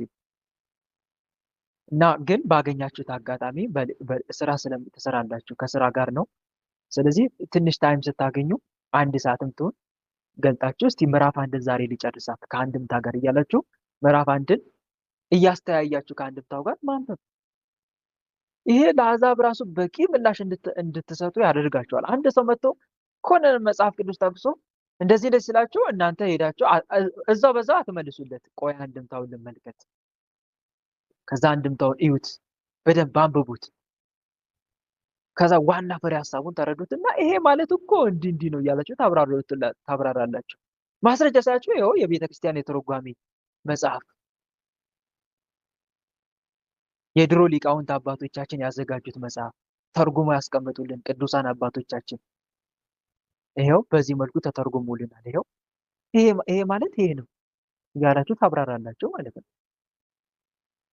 እና ከዚህ ስለተራቆትን ነው አንዱን ፍቅሩን ያጣነው ወንድሞች። የእውነት የድሮ ቅዱሳን እኮ እናቶቻችን አባቶቻችን ገና በልጅነታቸው ነው ብሉይ ኪዳንና አዲስ ኪዳን ተምረው ያጠናቀቁት። ገና ይገርመኛል። ገና በ9 በ10 ዓመታቸው ብሉይና አዲስን ተምረው አጠናቀቁ የሚል ታነባላችሁ ገርላት ላይ። እኔስ ብላችሁ እስቲ ያስቡ ቆም ብላችሁ። እኔስ በዚህ እድሜ በ25 ዓመቴ በ20 ዓመቴ ጨርሻለሁ አንብቤያለሁ? የለም ገና አልጀመርንም። ለዛ ነው ፍቅሩም የራቀን። እና እናንብብ ባለችን ጊዜ። ቲክቶክ ላይ ከምታጠፉ ጊዜ ለምን አታነቡ? ሶሻል ሚዲያ ላይ አያልቅም እኮ የቲክቶክ ወሬ፣ ሁሌ አዲስ ነው፣ አዳዲስ ዜና ነው የሚቀርብላችሁ። ምንም ደግሞ ማይጠቅም በህይወታችን ላይ ጠብ ማይል እና እንደዚህ አይነት መጽሐፍቶችን እያነበብን ብንኖር ኖሮ በእውነት የአምላክን ፍቅር እናጣጥም ነበር። እና ይህን ይመስላል። እሺ እህቴ፣ ስለዚህ ለአንቺ ብቻ ሳይሆን ይህንን የተናገርኩት ለሁላችሁም ነው። የመድኃኒዓለም ፍቅር በዚህ ታገኛላችሁ፣ የእግዚአብሔር አምላክን ፍቅር። በእውነት በተለይ ስነ ፍጥረታትን ስታዩ አቤት እንዴት እንደታገሰ። የኔፊሊሞች ታሪክ መጽሐፈ ሄኖክ ላይ እስቲ ኦሪት ላይ እንትን ነው ብዙ ማብራራው ምዕራፍ 6 ላይ ነው ያለው ስለ ኔፊሊሞች ታሪክ።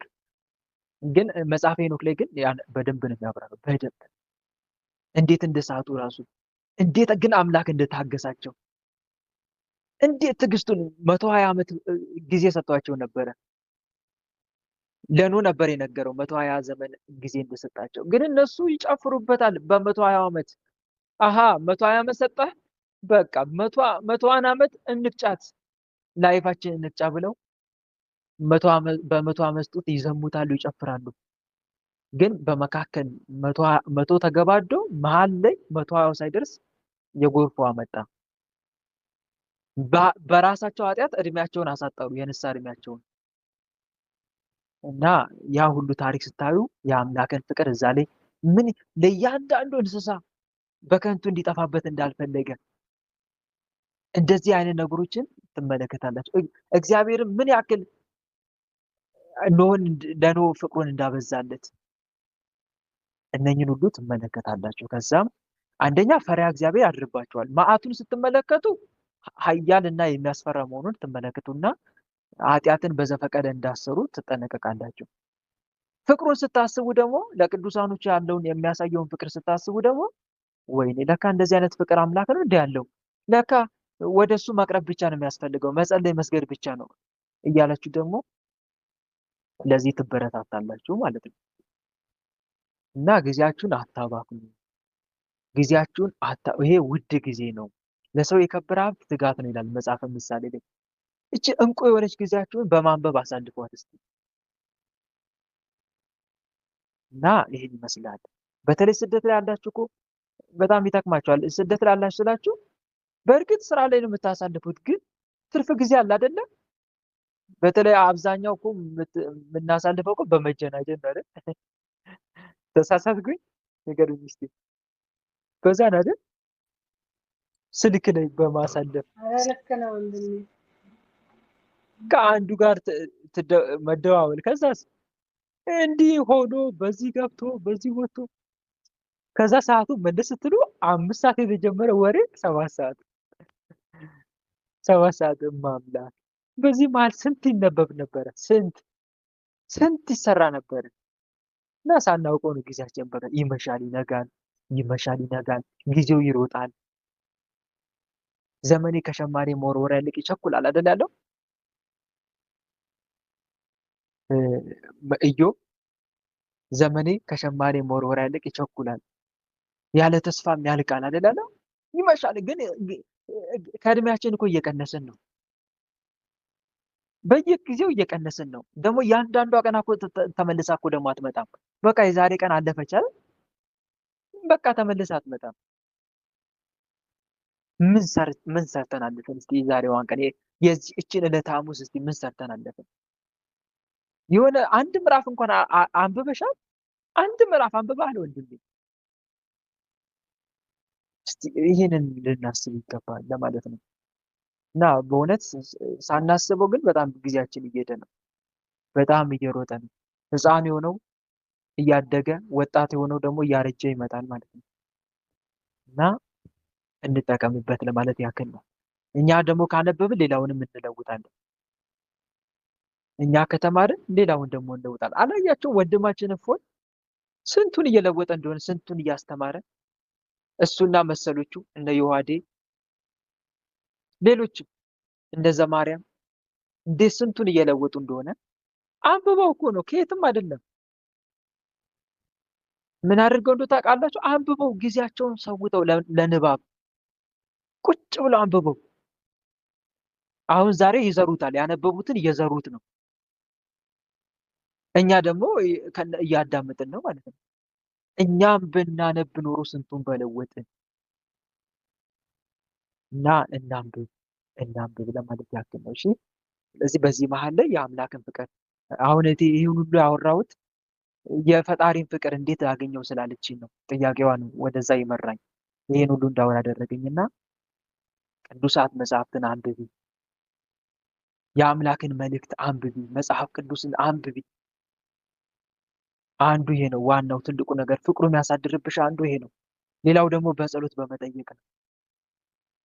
ይህን አድርጊ፣ ያኔ የአምላክን ፍቅር ታገኘዋለሽ። ይህን ይመስላል። እዚህ በተረፈ በርቺ። እሺ፣ ሌላ ጥያቄ?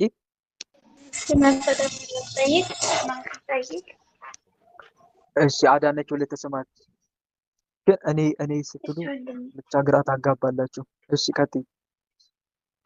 ወንድሜ በቤተሰቦቼ ጋር ነው፣ ግን ያው የኔ ፈተና ብዙ ነው። ግን ቤተሰቦቼ ጋር ነው በጣም እየተቸገርኩ ያለሁት እና ቤተሰቦቼ እናቴ ቡና ትጠጣለች ማለት ነው። አሁን ንስሐ ግቡ ምናምን ስላቸው ቄሶቹ ቡና እየጠጣች ከሆነ እንደማይሰጧት ንስሐም አልሰጥም ብለው አባ ከለከሏት፣ እምቢ አለች ምናምን ብላለች ማለት ነው።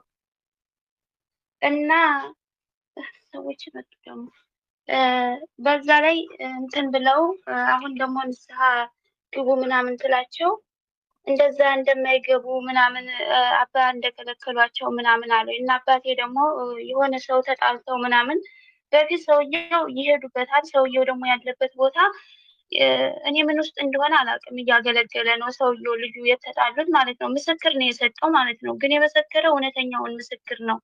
ለሰው ምስክርነት ተቀጥሮ ማለት ነው። መስክር ተብሎ የቦታ ነገር ማለት ነው። ከዛ አሁን እሱን ሰውየው ደግሞ አባቴ በጣም እየታመመ ተቸገረ። ቄሶቹ ሁሉ እዛ እየተጣልተው ስለመሰከሩ እንትን እያሉ ነው አሉ ማለት እንትን ሄደው ይቅር እያሉት ነው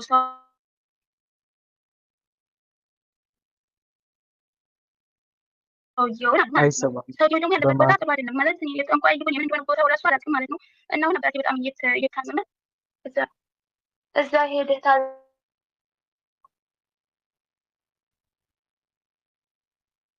ይቆራረጣል። በመሀል አዳነች ሁሉ ተሰማል። በመሀል ተቆረጠ። ተናገር ካልወረድ ካለ ማለት ነው። ሰው ሄደህ ይቅርታ ላክ አይሆንም ብለው አሉት አባት። ኔትወርክ እያስወጣኝ ነው። እሺ ጥያቄሽን አሳጥሪ ታለም። ዋናው ጥያቄሽ ምንድን ነው? አንድ ጥያቄ ብቻ ይሁን፣ አትደራረቢ። እሺ ሌላው ሌላ ጊዜ ጠይቂያለሽ። ቤተሰቦች ጋር ነው ንስሐ ቡና እየጠጡ እንትን ማለት አይቻልም። ቡና እየጠጣ ቅዱስ ቁርባን መቀበል። እሺ መልካም። እዚህ ጋር በነገራችን ላይ በቤተ ክርስቲያን አስተምሮ አንዳንድ መምህራን ምን ችግር አለ ጠጡ፣ ይሄ እኮ ኃጢአትነት አይደለም፣ ቡና ኃጢአት አይደለም ብለው እንትን ሀሳብ ያነሳሉ። አንዳንዶች ጋር ደግሞ አይጠጣም ይላሉ። በእርግጥ እኛ ግን ማየት ያለብን አንደኛ መጽሐፍትን ነው። መጽሐፍትን ስናይ እንደ ገድላት አንዳንድ ገድላት የምናይ ከሆነ እንደነ ድርሳነ ራጉኤል እንደዚሁም ደግሞ እንደነ ድርሳነ ጽዮን እንደነኛ መጽሐፍቶች ላይ ቡናን ያወግዛሉ። ገድላት በዋናነት ቡናን ሲያወግዙ ይህንን እጽ መጠጣት እንደሌለብን አጥብቀው ሲቃወሙ ነው የሚናገረው። እና እነኝና ይዘው ቡና መጠጣት እንደማይቻል የሚያስተምሩ መምህራን አሉ።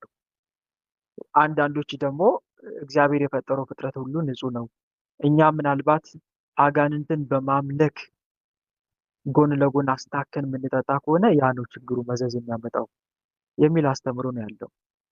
ዞሮ ዞሮ ግን እንደኔስ እንዳንተስ ምን ትላለህ ካልሽኝ እኔ አንጠጣ ወይም ደግሞ ባንጠጣ መልካም ነው።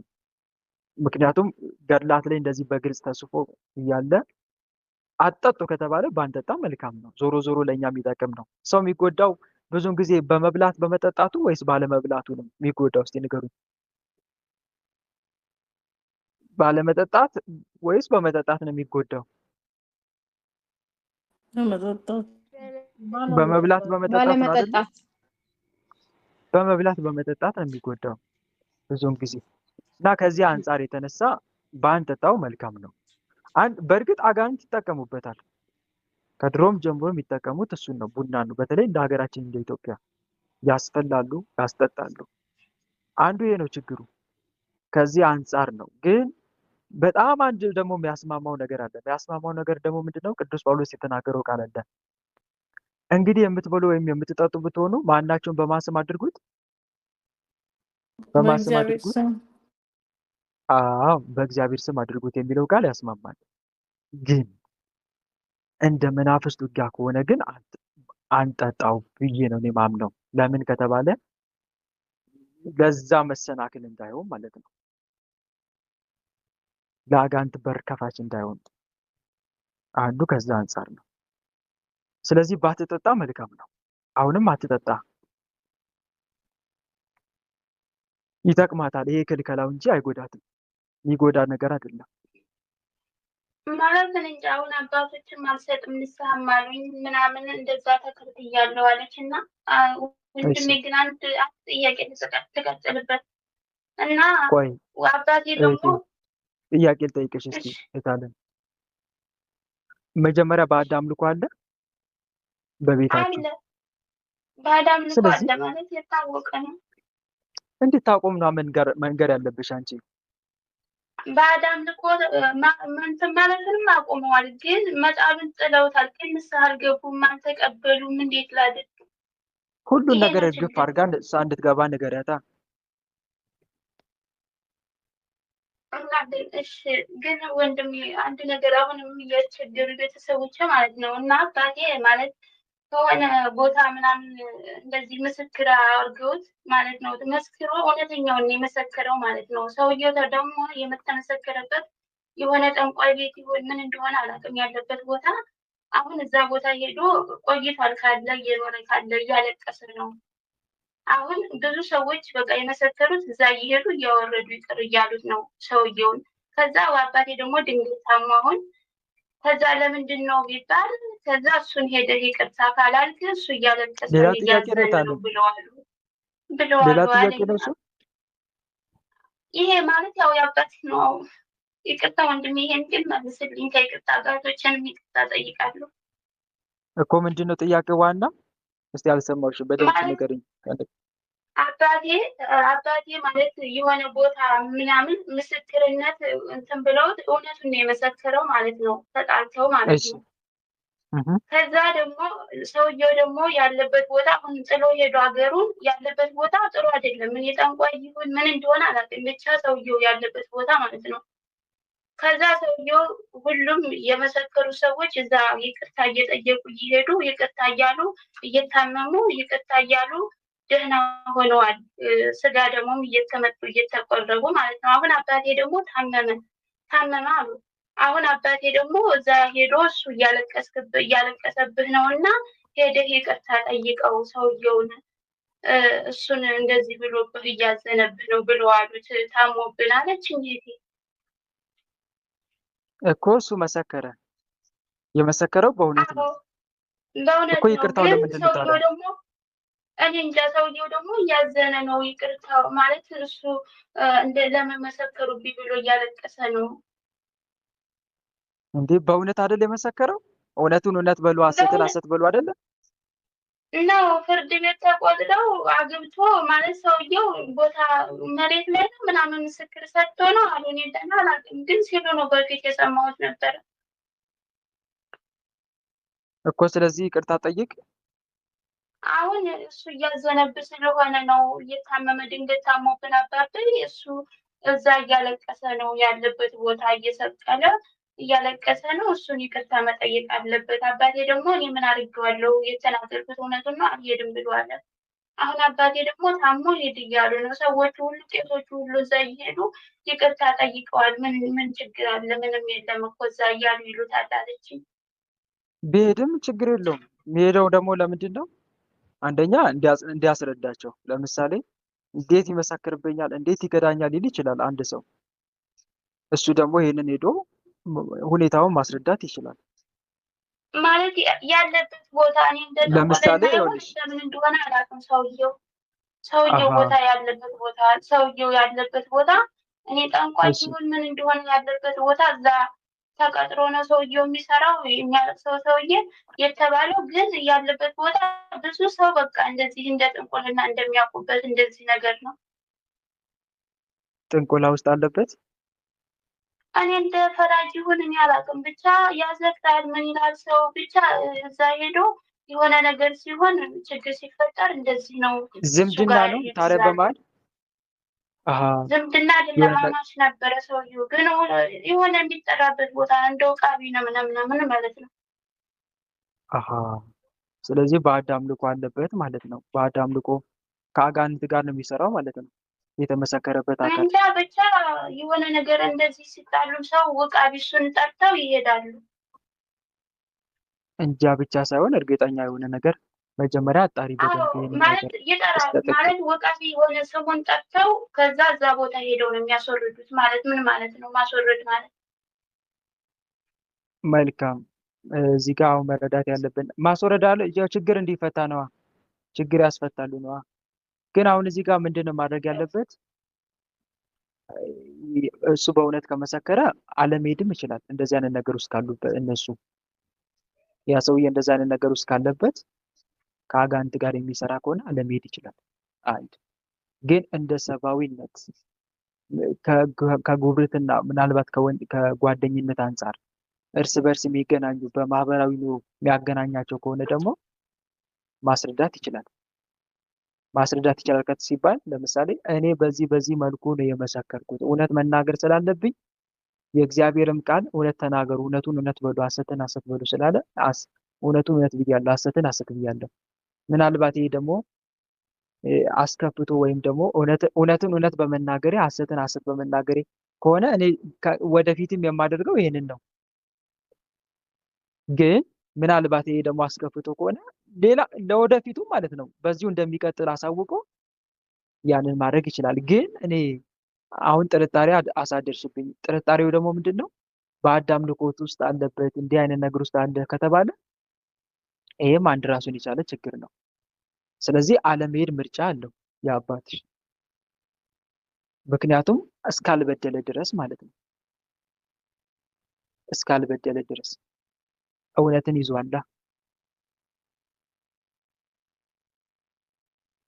ግልጽ ነው። እሺ ወንድም፣ ያው እኔማ ያው ወይ ተሳስቶም እንደሆነ በፊት እንደዚህ አፉ ያመልጠዋል ምናምን እንደዛ ብቻ እየታመመ ስለሆነ እንደዛ ማለት አለበት እሱ እያለቀሰበት ነው እያዘነበት ነው ስላሉ ፈርቼ ነው።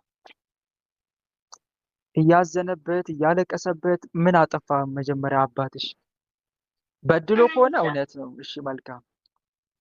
በድሎ ካልሆነ ለምንድን ነው የሚያለቅሰው? ለምንድን ነው የሚያዝነው? ዋሽልኝ ነው? ኃጢአት ስራልኝ ነው? አምላክን እኔን አስደስተ አምላክን አሳዝን ነው? ምክንያቱም በሐሰት ከመሰከረ ፈጣሪ ያዝንበታል። አምላክን አሳዝንና እኔን አስደስተኝ ነው። ይሄ ደግሞ ማይሆን ነገር ነው።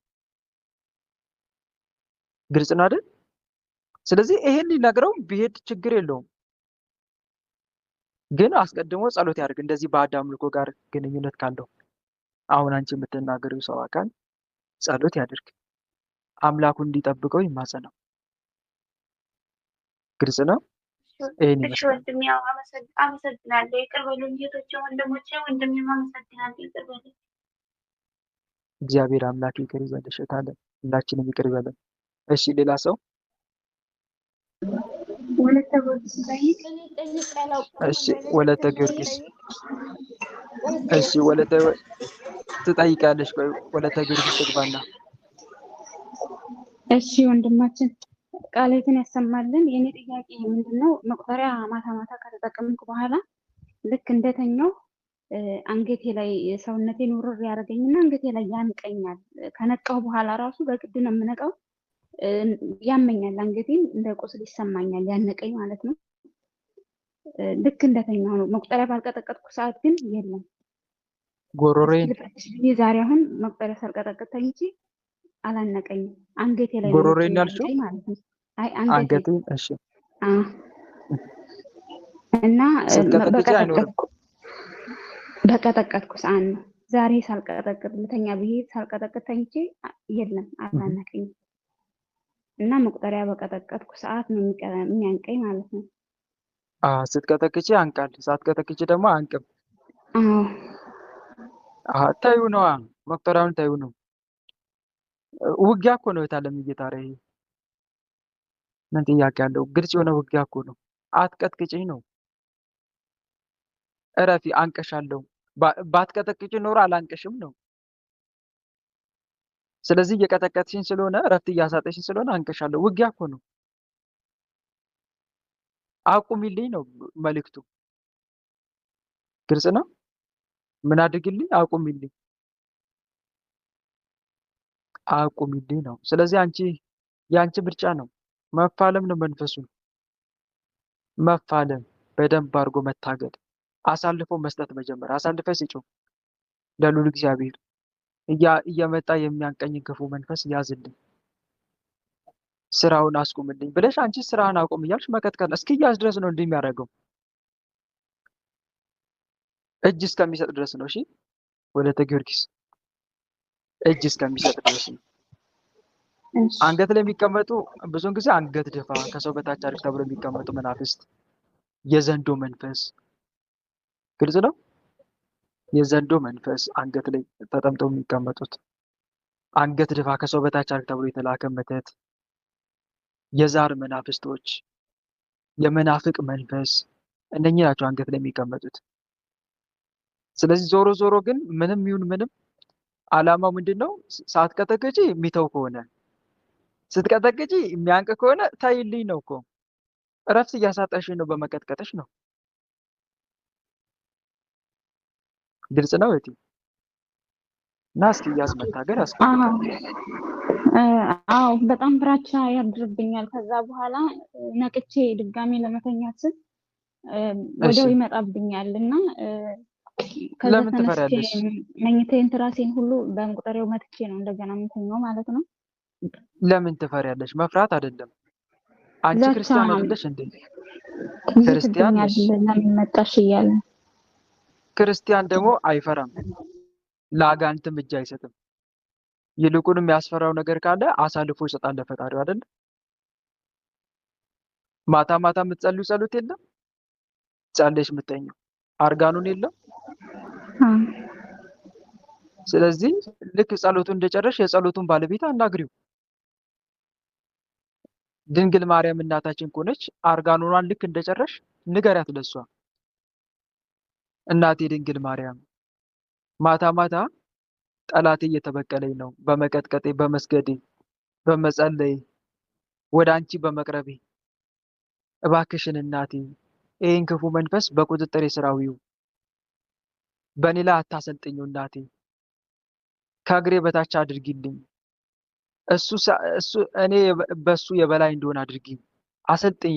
አባ ጊዮርጊስ እንደዛ ይላል እኮ በሱ ላይ አሰልጥኝ፣ እዋጋው ዘንድ እበቀለው ዘንድ ይላታል ለድንግል ማርያም በአርጋኖን ጸሎት ላይ። አንቺም እንደዛ ብለሽ ንገሪያት፣ አሰልጥኝኝ እናቴ እያለች ተማጸኛት። የጸጋ ስግደት ስገጅላት፣ ታሰለጥንሻለች። እስኪያዝ ድረስ ግን ያስፈራራል እንዲህ እያደረገ። ግን አንቺ አትፍሪ። ለምን? መዝሙር 90 አለ አይደል? መዝሙር 90 በልዑል መጠጊያ የሚኖር ሁሉም በሚችል አምላክ ጥላ ውስጥ ያድራል። እሱን ጸልይ፣ እየጸለች ተኝ፣ መንፈሱንም ተዋጊው። እንደዚህ ስላስፈራራ መቀጥቀጡን አታቁሚ፣ መስገዱንም አታቁሚ። ተበቀዩ። እየጨመርሽ ሂጂ እንጂ እየቀነሽ አትሂጂ። ጻድቅም መንገዱን ያጠነክራል፣ እጁም ንጹሕ የሆነ ሰው ኃይልን እየጨመረ ይሄዳል ይላል። ምንም ማድረግ እኮ አይችልም ፈጣሪ ካልፈቀደ። አሳልፎ ካልሰጠሽ እኮ ፈጣሪ ምንም ማድረግ አይችልም። ስላነቀ የሚገልሽ እየመሰለሽ ነው ላምሮት? ስላነቀ የሚገልሽ አይደለም። እንደዛ ሳይሆን መልሼ ስተኛ ያው በቃ ያው ይተናነቀኛል። ለዛ ነው እንጂ ምንም አይደለም። አሳልፋ አትስጠኝ በይው ለመድኃኒዓለም። እሺ አሳልፋ አትስጠኝ፣ አሰልጥነኝ እያልሽ አውሪ ከመድኃኒዓለም ጋር። ከዛ መናፍስቶችን በስሙ ቀጥቅጪ። ይሄን ይመስላል። ይሄ የተለመደ ነው። እሺ የተለመደ ውጊያ ነው፣ አዲስ አይደለም። እህቶችሽ ጋር ወንድሞችሽ ጋር ያለ ውጊያ ነው። እንደዚህ አይነት ነገር አለ። ላለመያዝ የበኩልን አስተዋጽኦ ያደርጋል፣ ይዋጋል። ሳያታግል የሚማረክ ሌባ አለ እንዴ? የሚማረክ ጠላት አለ? ሳያታግል፣ ሳይታኮስ፣ ሳይደባደብ የሚማረክ ጠላት አለ? ንገሩኝ እስቲ ምዕመናን። የለም። አታግሎ ነው፣ አደባድቦ ነው ከዛ በኋላ እጅ የሚሰጠው።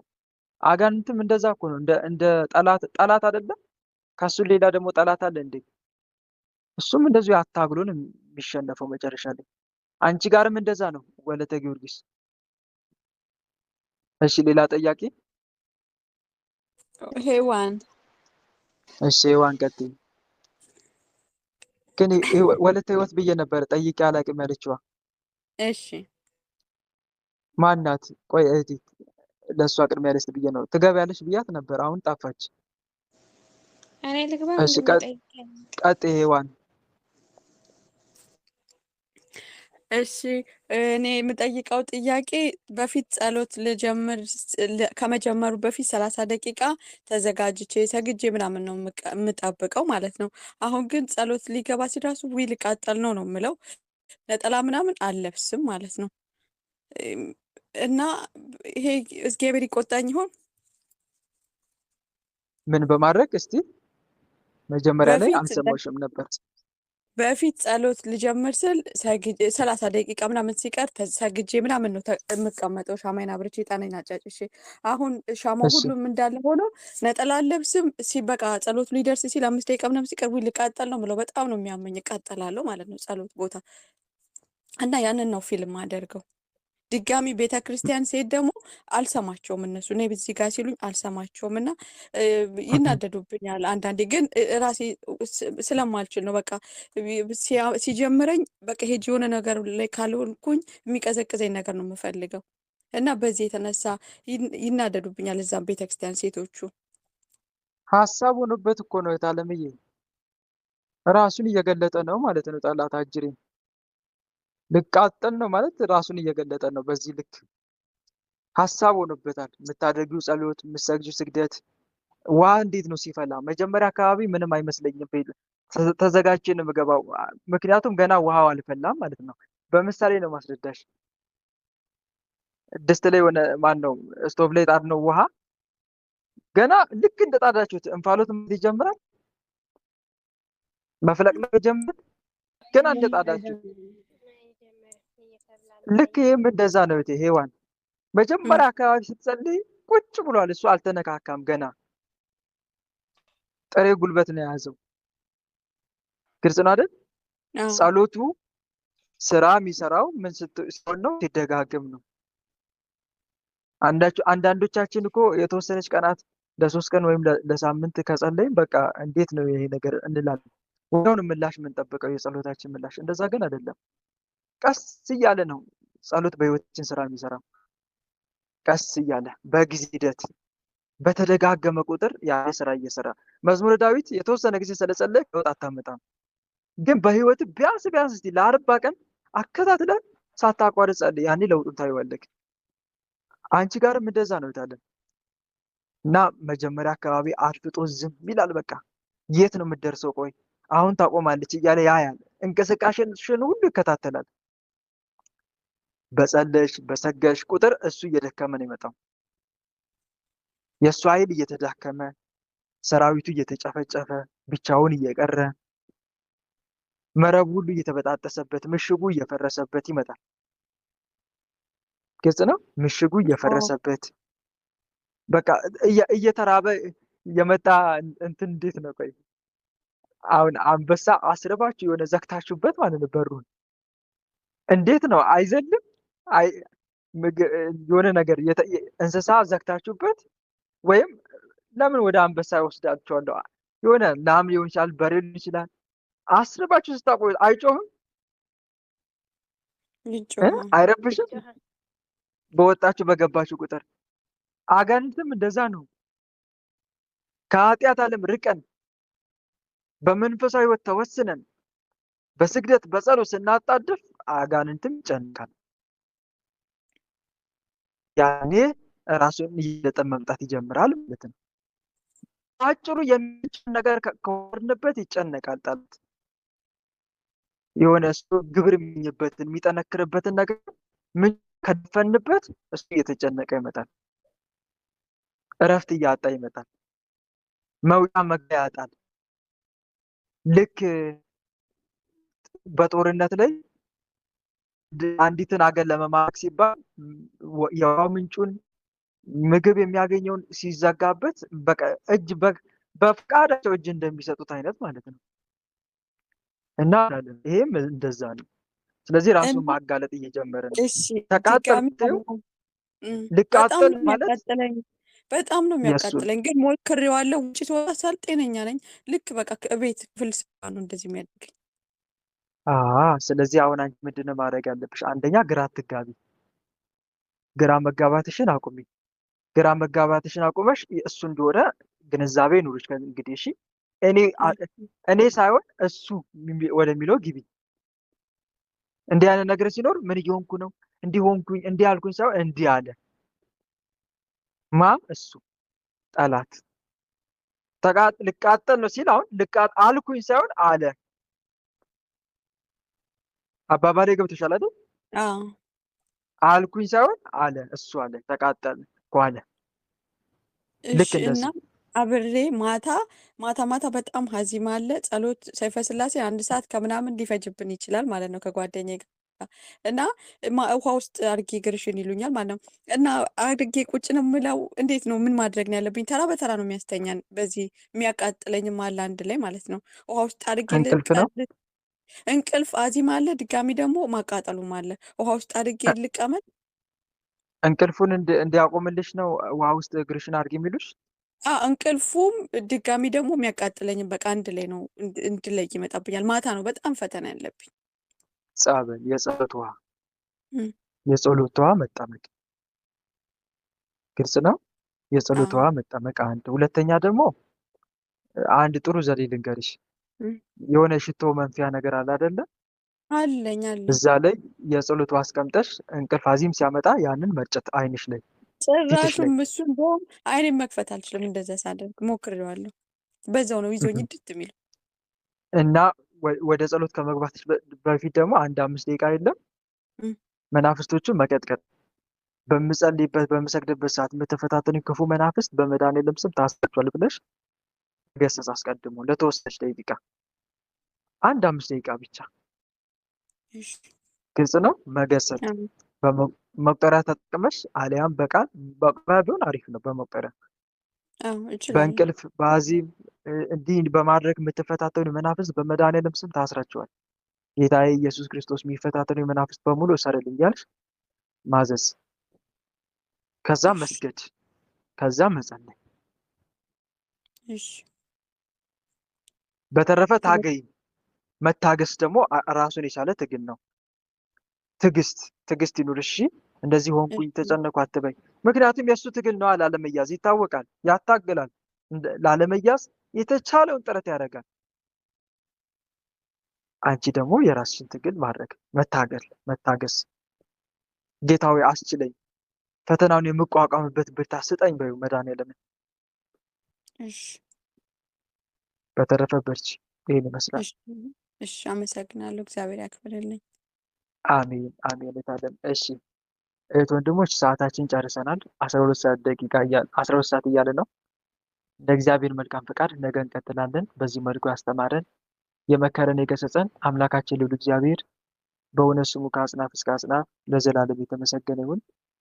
እኛም በሰማነው ቃል በተማርነው ትምህርት 30፣ 60፣ 100 የምናፈራ አድርገን የስሙ ቀዳሽ የመንግስቱን ወራሽ ለመሆን ያብቃን። አሜን። ወስብሐት ለእግዚአብሔር ወለወላዲቱ ድንግል ወለመስቀሉ ክቡር። ይቆየን። ሁላችንም ለጸሎት እንነሳ። በልዑል እግዚአብሔር ፊት መቆማችን እናስተውል። መላ ሰውነታችንን በትምህርተ መስቀል 3 ጊዜ እናማትብና መርሐ ግብራችንን በጸሎት እንዝጋ። በስመ አብ ወወልድ ወመንፈስ ቅዱስ አሐዱ አምላክ አሜን። በስመ አብ ወወልድ ወመንፈስ ቅዱስ አሐዱ አምላክ አሜን። በስመ አብ ወወልድ ወመንፈስ ቅዱስ አሐዱ አምላክ። ቅዱስ እግዚአብሔር፣ ቅዱስ ኃያል፣ ቅዱስ ሕያው፣ ቅዱስ ኤልሻዳይ፣ ቅዱስ አዶናይ፣ ቅዱስ ጸባኦት፣ ቅዱስ ያህዌ፣ ቅዱስ ኢየሱስ፣ ቅዱስ ክርስቶስ፣ ቅዱስ አማኑኤል፣ የዓለማት ጌታ ቸሩ መድኃኔዓለም ኢየሱስ ክርስቶስ ሆይ እንደ ኃጢአታችን እንደ በደላችን ብዛት ሳትመለከተን እንደ ምሕረትህ እንደ ቸርነት ብዛት ተመልክተን መርሐ ግብራችንን በሰላም አስጀምረ በሰላም ያስፈጸምከን ለዚህ ሰዓት የሚያደርስከን እናመሰግናለን። ምስጋና ይሁን ለአብ፣ ምስጋና ይሁን ለወልድ፣ ምስጋና ይሁን ለመንፈስ ቅዱስ ዛሬም ዘወትርም ለዘላለሙ አሜን።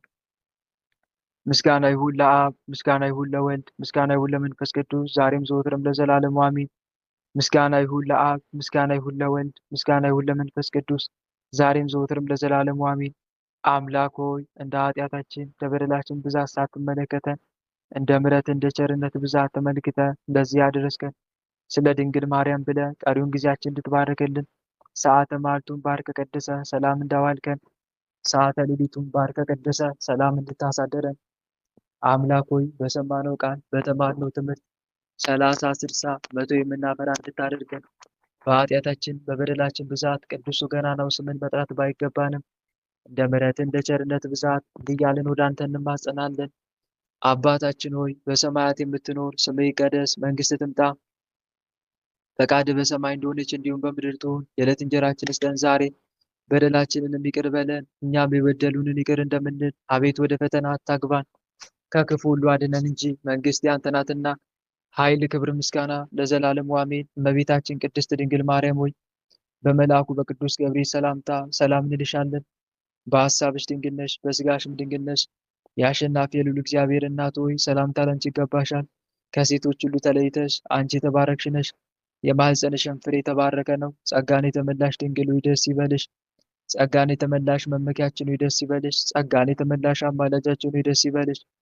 ልዑል እግዚአብሔር ከአንቺ ጋር ነውና ከተወደደው ልጅሽ ከጌታችን ከመድኃኒታችን ከኢየሱስ ክርስቶስ ዘንድ ይቅርታንና ምሕረትን ለምኝልን ኃጢአታችንም ያስተሰርይልን ዘንድ ለዘላለሙ አሜን። የእግዚአብሔር አብ ፍቅር፣ የእግዚአብሔር ወልድ ቸርነት፣ የእግዚአብሔር መንፈስ ቅዱስ አንድነት፣ የተወዳጁ እናታችን የመብርሃን አማላጅነት፣ የቅዱሳኑ ረዳትነት በሁላችን ላይ እንደዋለ በሁላችን ላይ ይደር አሜን።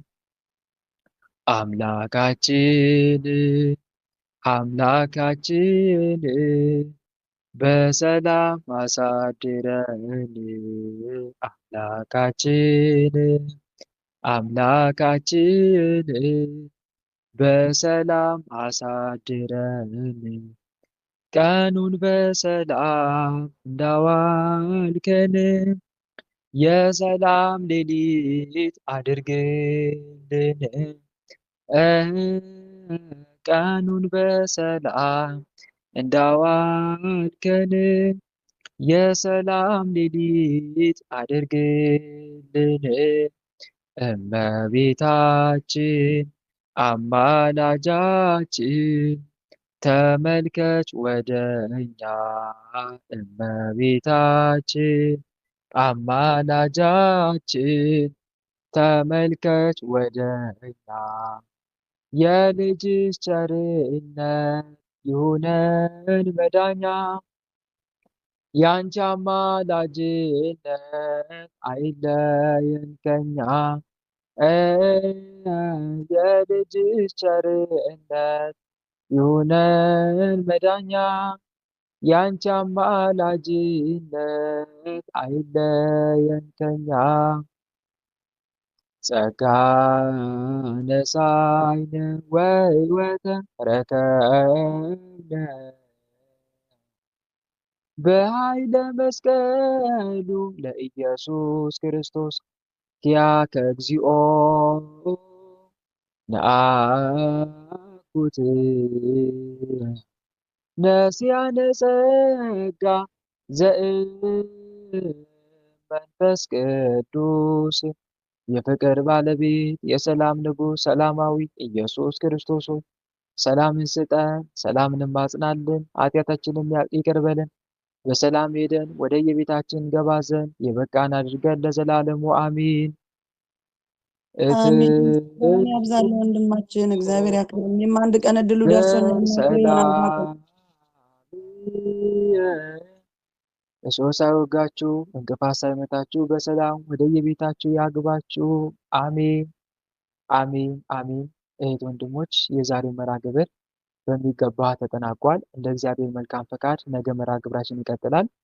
የነገ መርሃ ግብራችን እንግዲህ 7 ሰዓት እስከ 9 ሰዓት አርብ ነው የመናፈቅ ሽኝት፣ እንዲሁም ደግሞ ከ10 ሰዓት እስከ 12 ሰዓት ደግሞ የጥያቄና መልስ መርሃ ግብር ይኖረናል ማለት ነው።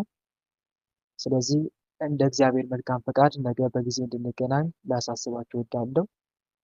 በተረፈ ደህና ሁኑልኝ። ነገ 27 ቸሩ መድኃኔዓለም አምላካችን ቅዱስ መድኃኔዓለም ኢየሱስ ክርስቶስ ወራዊ መታሰቢያ ክብረ በዓሉ ነው። ስለዚህ ሁላችንም የቸሩ መድኃኔዓለምን ድርሳነ መድኃኔዓለም እና መልካም መድኃኔዓለምን እየጸለይን ልንማጸን፣ ስግደትም መስገድ ይቻላል። በነገራችን ላይ ግዝት አይደለም። እሺ መስገድ ይቻላል። የግዝት በደንብ አድርገን በስግደት ልናከብር መሰቀሉን መሞቱን እያስብን እየሰገድን ዕለቱን ልናሳልፍ ይገባል ማለት ነው። ያደለው ደግሞ የተዘጋጀ ራሱን ያዘጋጀ ቤተክርስቲያን ሄዶ ቅዳሴውን አስቀድሶ ቅዱስ ቁርባን ቢቀበል መልካም ነው። ይህን ይመስላል። በተረፈ ደህና